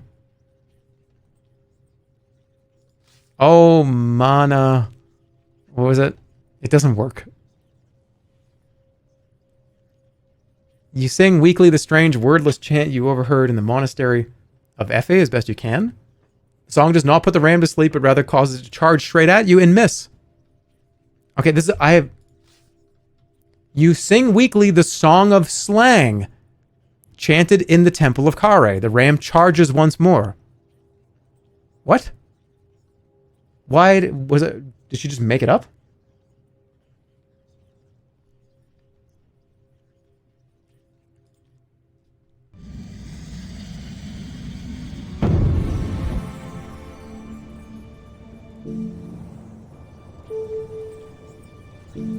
I'm going to open the door behind me and run out.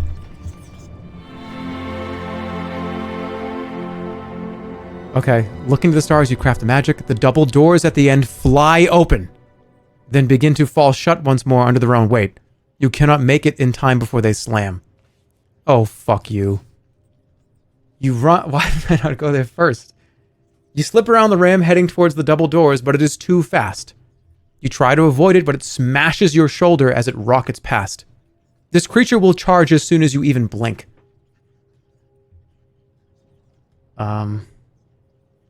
Shit. Jig?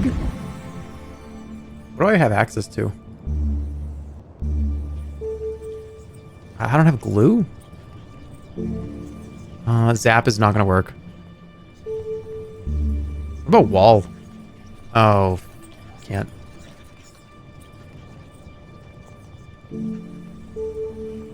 Cause slowness? I'll try it. You move the starlight into order around you, and it seems as if the ram is plunged into water. It begins to charge and yet is hardly moving. You have a few moments in which to act. Open the door. You tug on the far doors of the chamber, but they do not budge. Oh my god, I have to open this with Dop. I need to take a potion.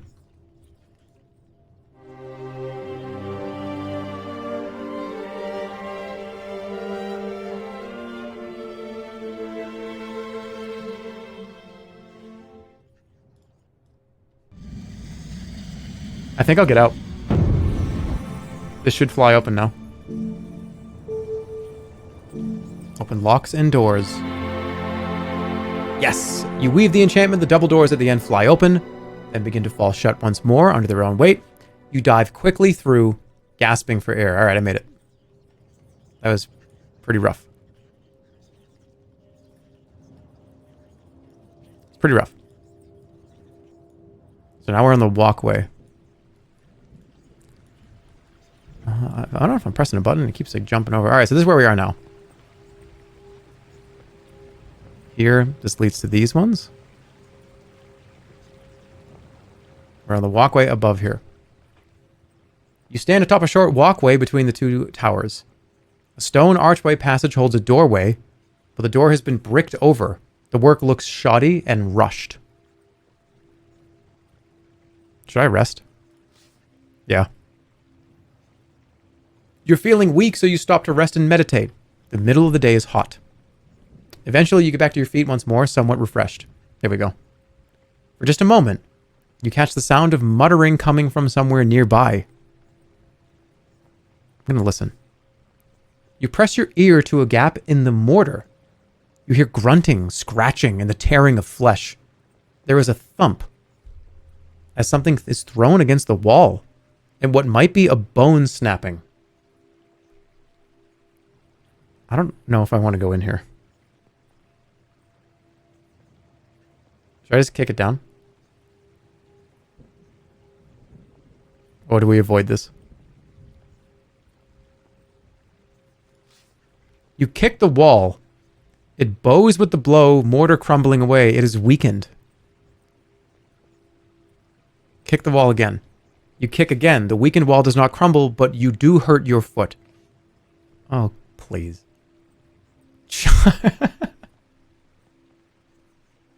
Why would I want to get in here so bad? This is going to hurt. You push against the weakened spot in the wall where you kicked, and it gives way. The bricks crumble inwards, leaving a choking cloud of dust. A moment later, 2 goblins squeeze through the hole in the wall, knocking you to the ground in their haste. It seems they were bricked up inside the tower. All right. they want to... No, I'm not going in. I'm not going in. I'm not going in. They are trying to get away. Why would I want to go in?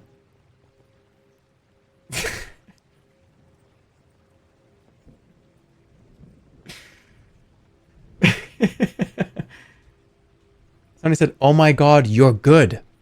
Fine, I'll listen to that person. We're going. Stealing your courage and with your hand at your sword hilt, you step inside the foul-smelling tower. What's the worst that could happen? Let's go in. Let's go in the goblin room.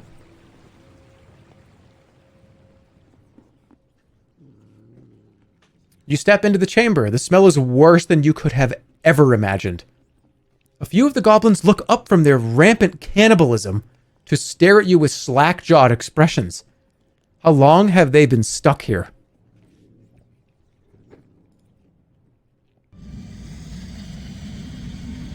Jesus. Well, I don't have very much power. I could make a giant.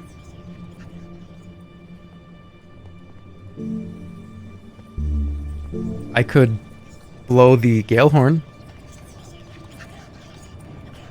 I could make a shield. I could create the illusion of worship. Just pretend I'm a god. That might be kind of fun. Should I just pretend to be God? That sounds fun, yeah. Consulting the constellations overhead, you bind the spell, and your jewel of gold begins to shine and gleam. The goblins nearest to you collapse to their knees, wailing and supplicating. With the crazed mob cowered by your spell casting, you have a moment to act. I'm going for the fire door. You take advantage of the lull to race across the room. The door to the east is closed, and the door in the west wall is open. Okay, where are we? So this one is closed. So this one's open. All right, we're going west. Wait, what? Retreat. I don't want to retreat. I want to keep going. Isn't that the west door? You try the door, it is locked. Your spell will not last much longer. If you cannot escape, you will be trapped in here with these creatures. Do I have a key?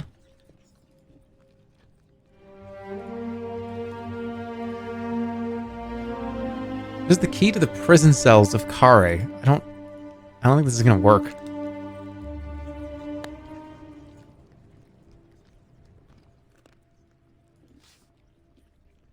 You have a key. You try it in the door, but it doesn't fit the lock. Your spell gives out and the goblins begin creeping up on you. Smash the door down. You charge the door with your shoulder and it shudders, but it does not break. Goblins leap up, clutching your arms and chest in a frenzy. You are brought down, rolling along the sticky floor as more pile on top of you. Pain flares up along your body as the crazed goblins tear into your flesh. You try to open your arms to cast a spell, but your limbs are pinned. The creature's already flaying strips of skin. You convulse as your gut is ripped open. Looking down, you see 2 fighting over your liver, shoving each other away as they devour it. Curse you, fucked up goblins! You open your mouth to cry out, but a beefy goblin kneels on your throat, fingers clawing at the sweet taste of your eyes.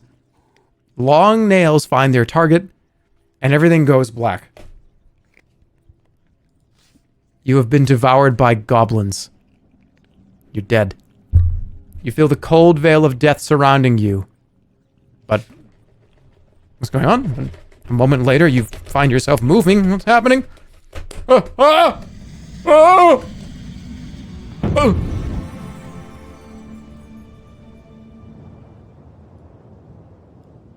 What's happening? P. Where am I?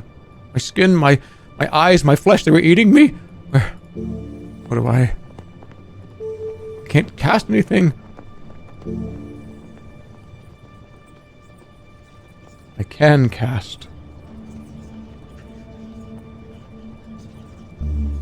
Zed.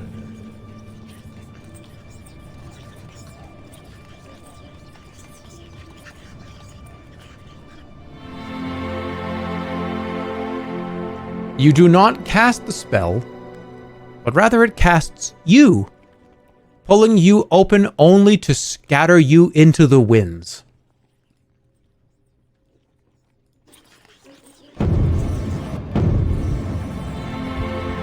You are being wrenched in directions you did not know existed. The pain is unbearable, and just when you think you will go mad from it, the forces tear you apart. Then, you hit the ground, in one piece, in the thin alleyway leading from the grate. It is where you met the beggar, but he is nowhere to be seen. You've lost 1 point of maximum stamina. Check myself over. You pat yourself down. You're quite alive. What is more, you have all of your possessions, all your gold, all your knowledge, everything is intact. The narrow alley mouth opens into the square. You need to rest. The alley isn't a bad place to rest. It is quiet, secluded, and offers plenty of shadow. Removing your pack, you try to settle under your habit, despite the strange noises that drift through the air. I'm alive. You close your eyes and let your tiredness overtake you. What is left of the night is restless with visions. Through it all, you feel the heat of Analand burning should your quest fail. You lost a little maximum stamina, died, and found no new clues. The Archmage remains completely unaware of you. Okay. You get quickly to your feet. You have not been discovered, but you should not wait any longer. And now you are understanding what the 4th episode is like. Welcome to Zed.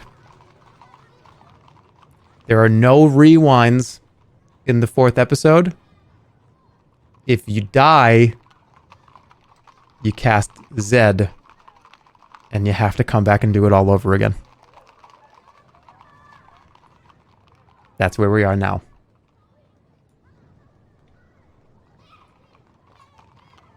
So as you see, I'm back here. I'm about to go back into the square, and I say that because you're noticing something over here. Where are my pins? They don't exist.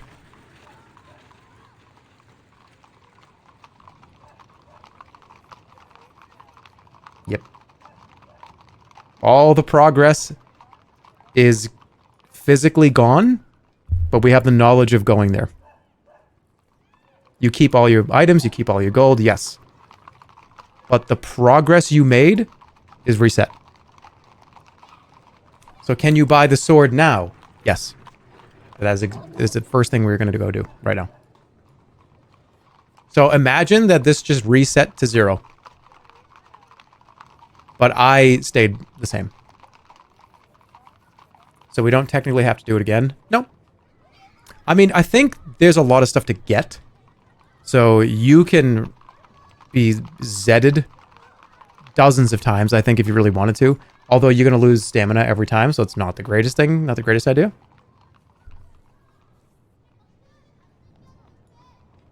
But yeah, let's go get that weapon. Could you dupe swords? I feel like there's no amount of money that you... Because it's 600 gold. I think that's why it's 600 gold. Because if you played through this game and technically saved every single cent, you might get close to 500, 600. I guess maybe you could get 2, but why would you ever get 2? If you gambled enough, yeah. The jewels. Can you check out that line again? Oh, that's right. Yes, I can. All right, now we're going to go over there with knowledge. We didn't do anything with the statue, but I'm not going to do that right now. Let's go clean up this stuff over here. Because I do want the weapon. Okay. Let's keep... Everything is exactly the same, so if you notice that I'm kind of speedrunning through some of the dialogue, it's because it is identical. Alright, let's do it. There is showing his wares. We want to go to the peddler. Oh, no, we don't. No, we don't. There's nothing else here I wanted, right? I don't think so. Although, I guess it remembers if you did buy something. Because I can't buy the mask. Not the mask, the mirror. How much is it? 18 gold? No. I'd rather... No, that's not happening. Oh, I think it's because technically we already own it, so it wouldn't become an option. Yeah, okay. I just didn't know if you could buy stuff twice. Alright, here we go. Do you buy gemstones? I was told you might. I might? May I see? Take a look. No. Gems for a sword? How about this? It's my finest blade. Okay, I'm making the trade. You take the blade and hand over the gems. The sword is truly magnificent. You have never held anything like this. The merchant nods with evident pleasure. Cool. What else do you have? I don't want a broadsword. You are not from Mampang? Did we already ask this? Oh, yeah. We already saw this. Okay, farewell. Thank you.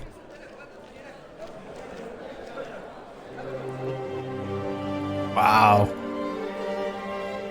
I think it defaults to the best weapon. I think it's a +6. I should not have any trouble fighting anymore. Alright, what else did I want to do over here that I got wrong? Maybe the captain?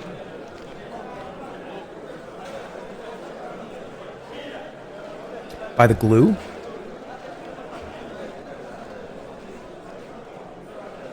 Fortune teller. Oh, yeah, I want to go back to that line. Fortune teller, okay.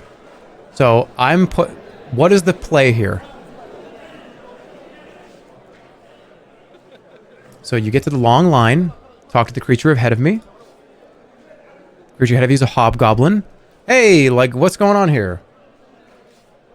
Oh, you don't know? Why are you waiting here if you don't know? Oh, so I saw the line. So you just joined? Well, I suppose when I first joined the line. Okay, all right. How long you been waiting? A few hours. What do you mean this time? This isn't my first visit. You can't go here just once. Did you say wide? Yeah, that's right. Fair and wide. Okay. I would like to get back to waiting. Okay, here we go. You wait. A thin creature emerges from the building with a curious half smile on his face. Am I just going in right now? I think I just go right in immediately. You slip out of the line, which closes up behind you, and you walk towards the door of the building. A wood golem stops you. What do you think you're doing? Get out of my way. The wood golem shakes its head. You wait your turn. Like everyone else. It's better that way. You threat? Is that a threat? Is that a threat? Oh, no, not at all. Not at all. It's advice. If you visit a fortune teller early, fortune they give is less precise. That pays to wait as long as you can. Push my way into the building. You push the creature aside and barge your way into the building. To your surprise, those waiting in line give no response. All right, I'm in. You step inside the low building just as the black elf leaves. Inside, the room appears to be empty. Then a moment later, you notice a squat, ugly figure behind the door clutching a pot. Okay. The creature meets your eyes and stares with fear. It's clear he was about to try to strike you on the head.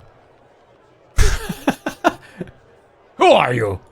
Give me that thing. You grab for the pot and toss it away into a corner. Sorry about that. I saw you coming, you see. I knew you'd be trouble. You are far and wide? Indeed, I am. The greatest fortune teller in Lower Mampang. The only one, really. The others were all, well, unpopular. And you are very popular? The line outside is long. You're very popular. And loyal. I could tell my little ruse wouldn't work with you, so I didn't bother. People who come looking for fortunes never really want to hear them, you see. They always want to be just about to hear them. So that's what I do. You are a con artist. No. I really can see their futures. All of them. But why tell them? Who wants to know they're going to die of stomach blight? Or that their husband is going to leave them for a rock goblin? What good does that do, again? So you truly are a fortune teller. More's the pity. Please leave. What is my fortune, you demand? Won't say. Can't make me say. Do it or I'll kill you. You ball your fingers into a fist. Told you you'd make trouble. I'm never wrong, see? So tell me my fortune. You are an imposter. You tell him. Will you answer a question? Let me ask you. Is it possible to pass the Throven doors? Wide throws his hands over his ears. Please don't ask me anything. Everything you say makes it more and more obvious. Makes what obvious? Who you are. Then shakes his head sharply from side to side. Oh, it's no good. It's no good. It's too late already. Please go. Please go. I've got people waiting. Oh, shoot. Oh, Butterfingers. Ow, you were in... Oh, boy. You walk away from the unfortunate fortune teller and leave the building once more. Outside, the line shuffles forward as you emerge.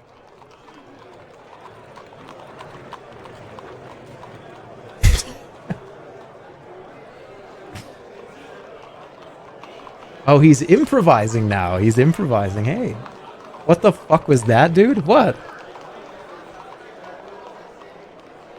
What was wrong with that? Looking furious about something. Yeah. Alright, well that was fun. I don't think I did it right, but it was still humorous and fun to do.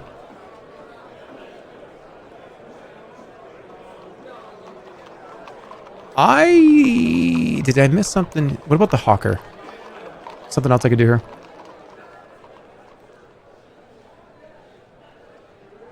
Oh, this is okay. Can I get anything else from the stone?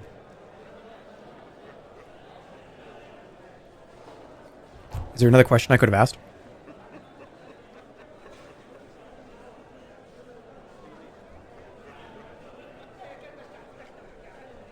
Do you think you're going to finish this today? Oh, no way.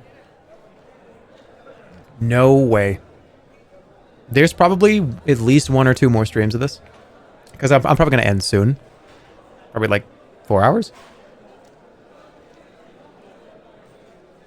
So if there's another 3 to 5 hour sorcery stream, we might get there. We might need one more to clean it up and move on to something else.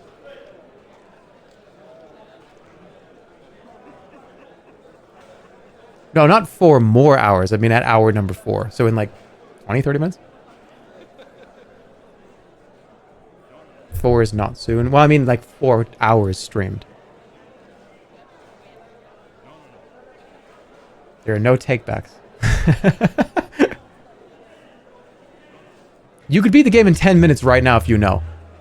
Yeah. Okay. I could technically beat the game right now. But I want to experience it. I want to experience it. I don't want to just run to the end.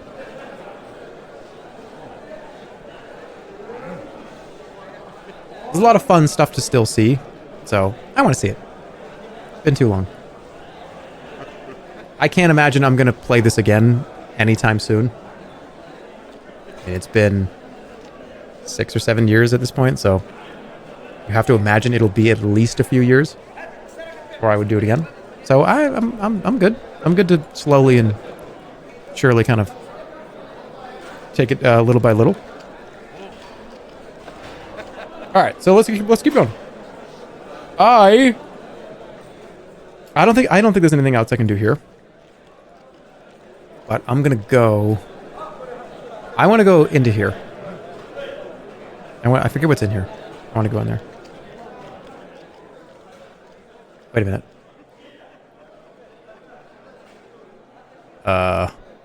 This is bad. You head away from the maze of stalls and shops. There is a sudden commotion amongst the crowd. People are shouting and pointing, looking up. The skies have been darkened by widespread wings. Birdmen. Let's watch. You watch motionless. Perhaps they have not yet seen you. The people of Mampang are terrified and scatter in all directions around you. The birdmen swoop down onto the ground in the now empty market. They then begin to pound across the flagstones, but not towards you. Instead, they enter the hut of the fortune teller, fair and wide. A moment later, everything is still. Oh no, they're gonna question him. Keep watching. What are they doing? Are they arresting him for talking to you? And will he sell you out? He's not gonna sell me out. You stay low watching. Nothing happens. And then the thatched roof of the low building explodes outwards and the birdmen rise from inside. Fair and wide dangles from their talons, limp. The birdmen wheel about and disappear towards the inner tower. Oh shit, I killed that guy. Do you think he talked?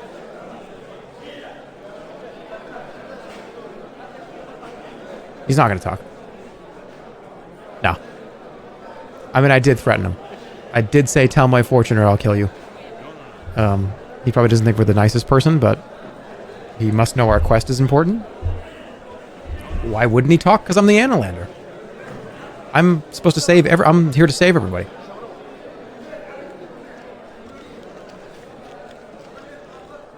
You are, he's not gonna talk. He's gonna be, it's fine. Rest in peace, goofy voice man. You're not going to be able to hear that character again. That's sad. That's right. All right, I want to look in here. You stroll through the arch into a well-appointed, empty courtyard. From a small booth by the entranceway, a guard nods to you. Brother? Oh, I'm still in this disguise.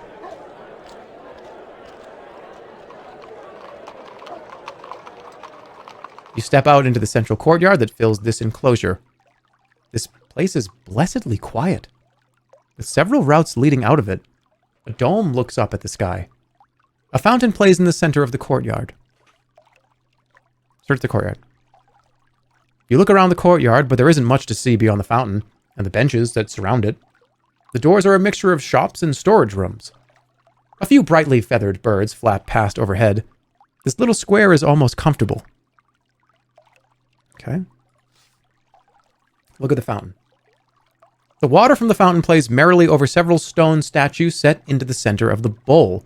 arching satyrs, weeping maidens, aged men headbutting orcs. It must tell some legend, but what that legend might be has clearly been lost to time and the wearing water. Let's drink. You cup a handful of the sparkling water and raise it to your lips. A moment later, you spit it out. Gasping for breath, the water is quite foul. A door leads out to the main square of the inner city, but there are several other doors leading off from the courtyard. One is a signpost. Nylock. Did we hear about Nylock?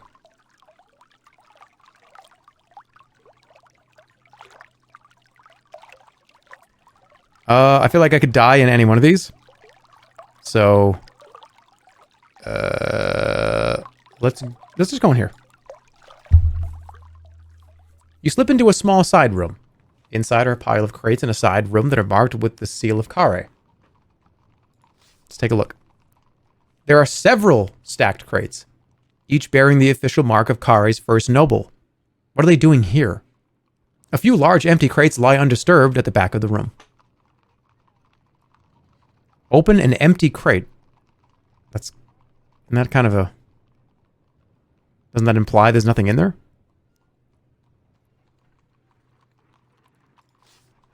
You open one of the large crates, empty and roomy. It occurs to you that you could hide your monk's concealing habit in one of the boxes for later. Oh. Stash my disguise? What? Okay. Open a sealed crate. The crates are nailed shut, but you manage to slip your cutlass between two boards. You pry off the lid. Inside are stacks of magical armor, the kind you saw used in Kare by Vic's army of werewolves. How could they possibly be here? And if it's here, is Vic here too? You saw several sets of lupine armor up close during your time in Kare. This looks similar, though perhaps not as well made. Okay. That's it. So I can hide my disguise in here, that's fine.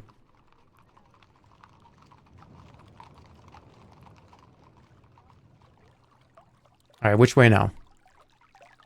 Let's just check them all. As long as I don't die. You approach the guard's room. The guard turns to you with narrowed, unfriendly eyes. What? There's a thief in the courtyard. Yeah, there is. Her name is Nylock. With that, she waves you away. You head back to the courtyard. Okay.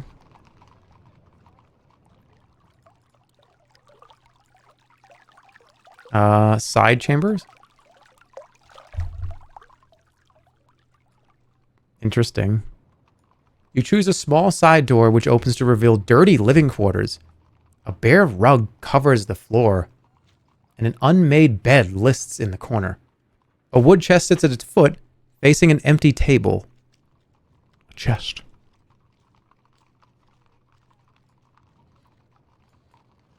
This is presumably home to some lowly guard or other. Pull up the rug. You grab the edge of the rug, cutlass at the ready. Flip it over. You flip it aside to find a small trap door set into the floor of the room. Open it. You grasp the handle and pull with all your might, but it doesn't budge. The door doesn't even rattle. Look closely. You feel along the edges, discovering that it's a fake. The wood has merely been cleverly cut to appear like a trap door. You let the rug fall once more. Why? Open the chest. You squat down in front of the chest. There is no lock. Open it. You flip open the lid. Step back. Poison gas is coming out. You step quickly back, but nothing else happens. The box appears quite empty. Nothing jumps out of it. There isn't even a cobweb or a loose gold coin. Maybe this is a simple servant's room. Tip the box over. You lift the box out from under the table and turn it over. Then you hear a click from somewhere behind you. Look around. You turn and rush towards the exit, but you're too late. A heavy portcullis is dropped from the ceiling, barring the doorway. You are trapped. From somewhere nearby, you hear a hissing noise. Oh, God. You hold your breath to listen. The hissing is growing louder. Look up. You look up to see a greenish cloud descend from the ceiling. Poison gas. This is not anyone's living quarters. This room is nothing but a trap. And you have walked straight into it. God damn it. Can I do anything here?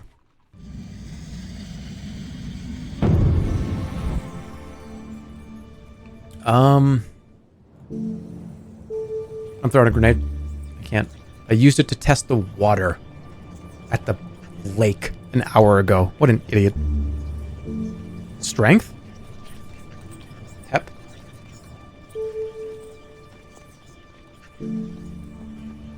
Huff might work. Galehorn?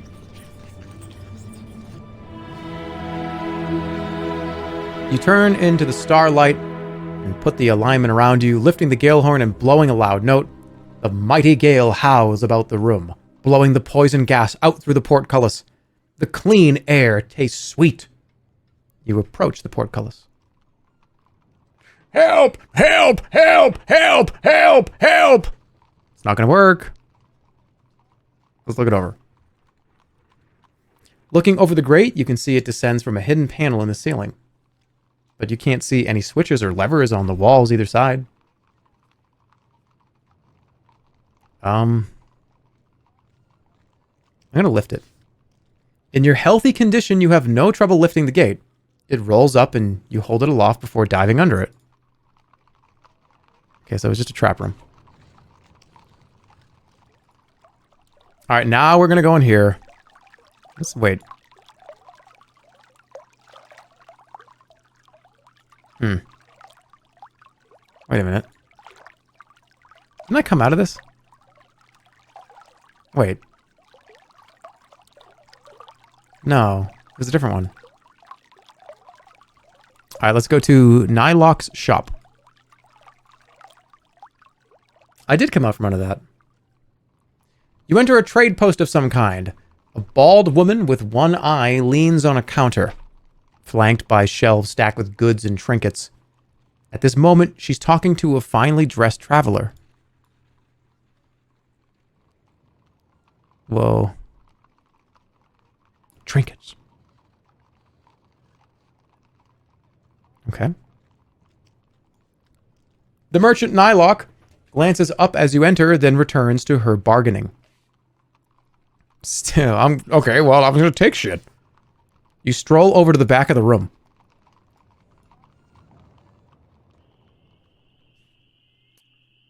Okay, the man and Nylock are both distracted by their bargaining. You pretend to examine a stack of pelts while spying some likely trinkets from the corner of your eye. Grab something and run. Quietly pocket something or don't risk it. I've never picked it because it always feels like the just die option. But it's funny that you can actually just grab and run. Somebody's just going to kill you. Maybe it works. Maybe it works.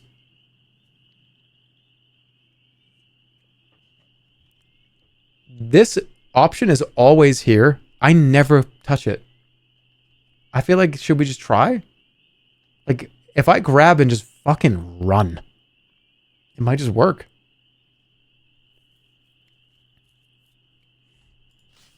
Moving quickly, you grab a jewel of gold off the nearest shelf. Clutching your prize, you race for the door. Nylock languidly presses a switch as you reach the door, and a thick rope net drops from the ceiling. You are trapped. Nice try, but this is Mampang. You have to be faster than that to steal from me. I'm sorry. I said, release me. Release me. You cannot keep me here. I'm so sorry. I don't intend to. She pulls on a bell rope and a group of guards soon arrive. Oh, that didn't work. Bound and gagged, you are dragged by your ankles by two guards who mutter about the trouble caused. They gossip to passing companions about you. The tale of your exploits will soon spread through Mampang. This will make it more...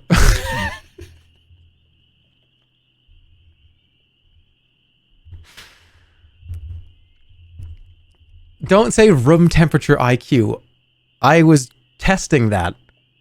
I don't know. I'm trying to... What's the worst thing you could possibly do when you're trying to lay low? Is scream while you're stealing from a store. Like, I'm gonna just grab this and run out and bump into a bunch of shit on the way out. That's the worst thing I could have possibly done. Somebody said, hey, rewind. I can't. It's over. There's no rewinding now. And that's not a rule I put on myself. That is baked into the game now. It's over. The tale of your exploits will soon spread through Mampang. This will make it more difficult to blend in from now on, should you escape. Try to bribe them. You attempt to bribe them, offering rewards and fabulous riches. But through the gag, it is little more than the mummery of an idiot. The guards ignore you. I'll give you jewels. I'll give you precious stones. Hopelessly, you are dragged into the office of the commander of the guard.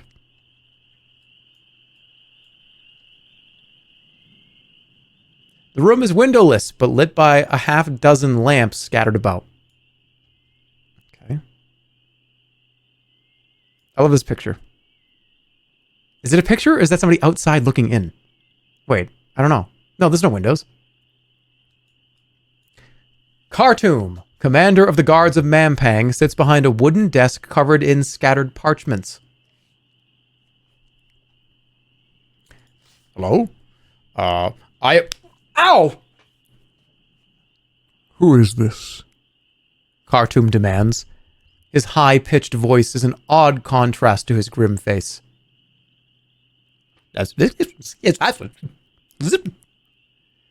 Who is this? Khartoum demands. His high-pitched voice is an odd contrast to his grim face. Wait! He snaps before one of the guards can speak. This is almost certainly the Analander. Yeah, it's true. It's true. What can I say? The captain is taken aback. I did not expect you to admit it. Tales of your cunning are obviously exaggerated. Are they? He sighs. It would appear so, yes. I should have you killed as fast as possible. Why don't you try it then? What are you gonna do? He stares back at you, and you see fear creeping at his eyes. They tell the strangest stories about you. They say, for instance, that you are over 1,000 years old. They say you destroyed the village of Kariyama in retribution for giving birth to the Archmage. They say you laid waste to the ancient world. Yeah. It's all true. You want to take a step forward? Huh? Bud? Buddy? Hey, pal? Hey, bud. Step forward. It's all true. Bud? Hey, bud. Why don't you take one step forward. Do it. Any of you. All three of you in the room. Hey, bud. Step forward. It's all true. Perhaps. In the end, I am a soldier. I believe I can run you through with a sword, and if you get up again afterwards, I believe I can run you through again. I believe that if I toss you into our highest cell, you will not fly away. If you kill me, I will come back for you. Well now. You really are as black-hearted as they say, aren't you? Ooh, we'd better then put this immortality of yours to the test. Guards, take him to the block and don't waste another moment of my time. You yank one arm free, then leap towards Khartoum. But the guards will not fail to protect their leader. They soon have your arms twisted up behind your back. The commander is grimacing. Get this one out of my office. Remove his head and bring it back to me. I need somewhere to keep my pencils. How does that sound? Mr. Strong Guy. When I come back, I'm gonna eat you. I'm gonna eat you. Get him out of here! Your head bumps over the cobblestones as you are dragged up to a rough wooden block. A massive man, shirtless but masked, lounges in the shadow of the wall with an axe. The guards call him over. Welcome. Always nice to see a new face. What would your name be, then? Hate to have a face without a name. I am no one!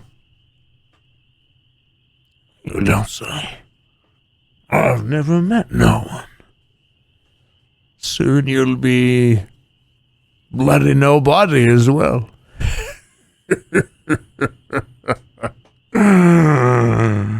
Oh, what's that? You look up. You turn and look but see nothing but the sunlight gleaming off a high tower window. Yes, my lord. At once, my lord. The large man says to the empty air. Then he turns back to you. Order's been given. Yeah, well, doesn't look good for you. He scoops you up and positions you on the block, securing an iron band around at the base of your neck.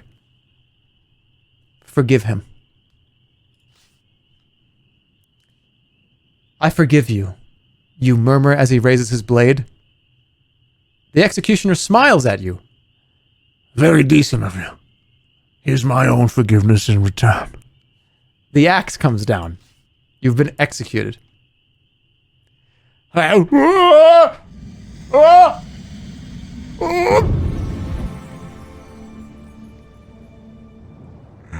Zed.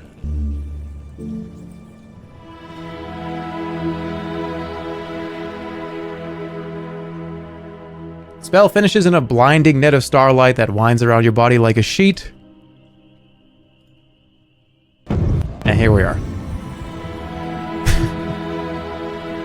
Now I sprint to the commander's office and go, Surprise, you fucking bastard!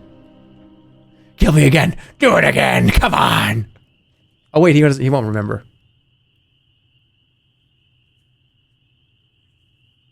He actually won't remember. I forgot. Told you I'd come back. Who are you? We've never met before. I told you when I came back I was gonna eat you.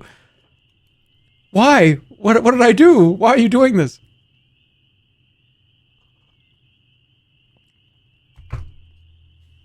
I don't even know who you are. He knows about you, though, yeah. All right, I'm going to call it here. We're good. Let's go to sleep. I don't have any rations or anything, but it's okay.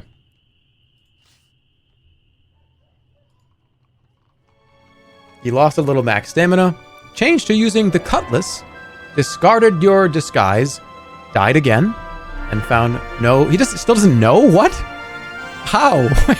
What? Alright, this one here. You want me to chop this one's head off? Yes, I would like for you to kill that man. I'm the Archmage. Alright, this one here, the Islander.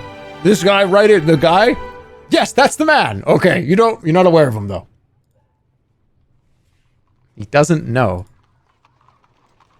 But yes, episode 4, the reason why a lot of people don't like episode 4 is because they got rid of rewinds and they make you have to stick with decisions and you're gonna get it wrong and you're gonna have to come back over and over again.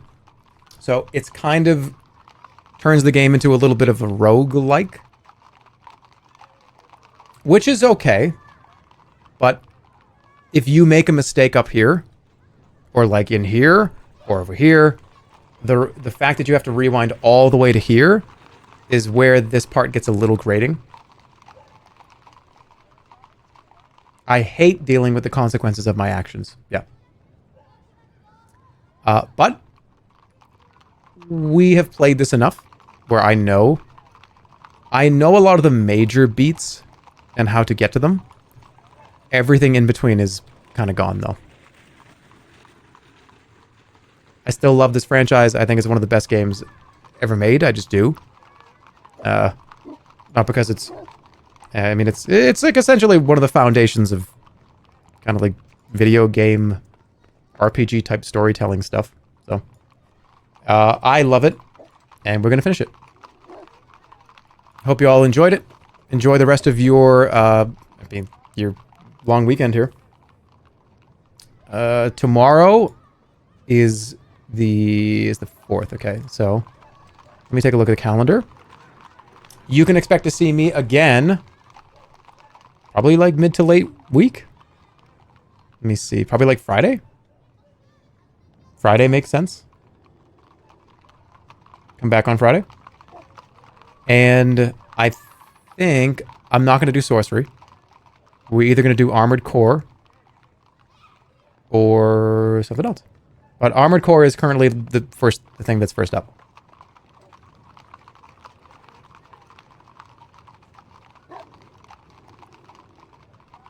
What about Starfield? Yeah. I don't know.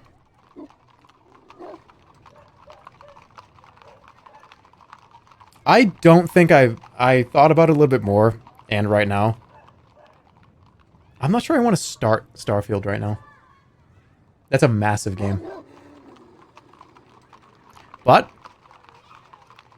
does that really matter? Considering the philosophy of the kind of channel now? Like, does that really matter? Oh, it's going to take too long. It's too much to hang out and sit through. Does that really matter? Yeah.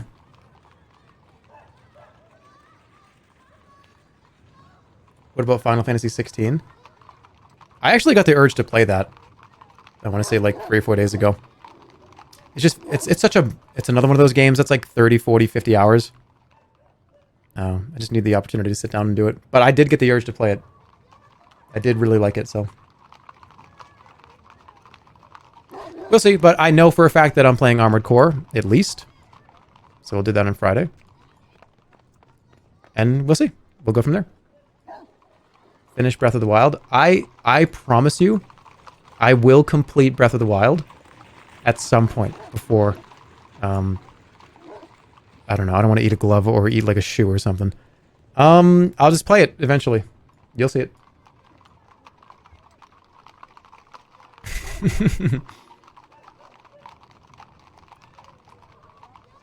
At some point means nothing, sir. Hey, the Sorcery Council said that for a year. Turns out it wasn't true. Alright, I'll see you guys later. Thanks for watching. Thanks for hanging out. Have a good rest of your weekend. See you guys on Friday. Take care of yourselves. Call your mother.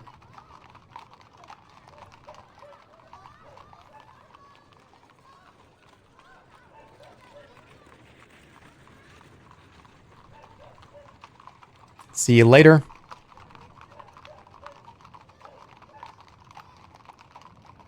Have a great evening. Oh, also too, I do want to mention this very briefly.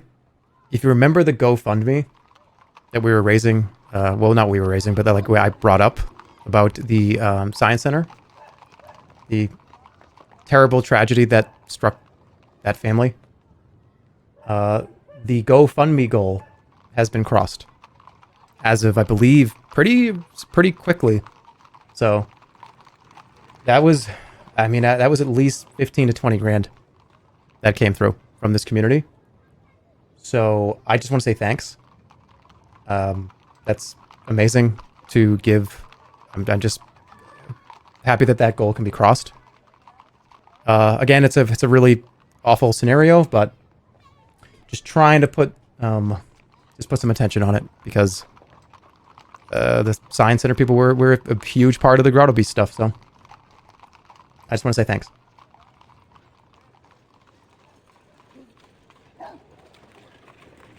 Yeah. Have a great night. Take care of yourselves. Have a great one. And good night.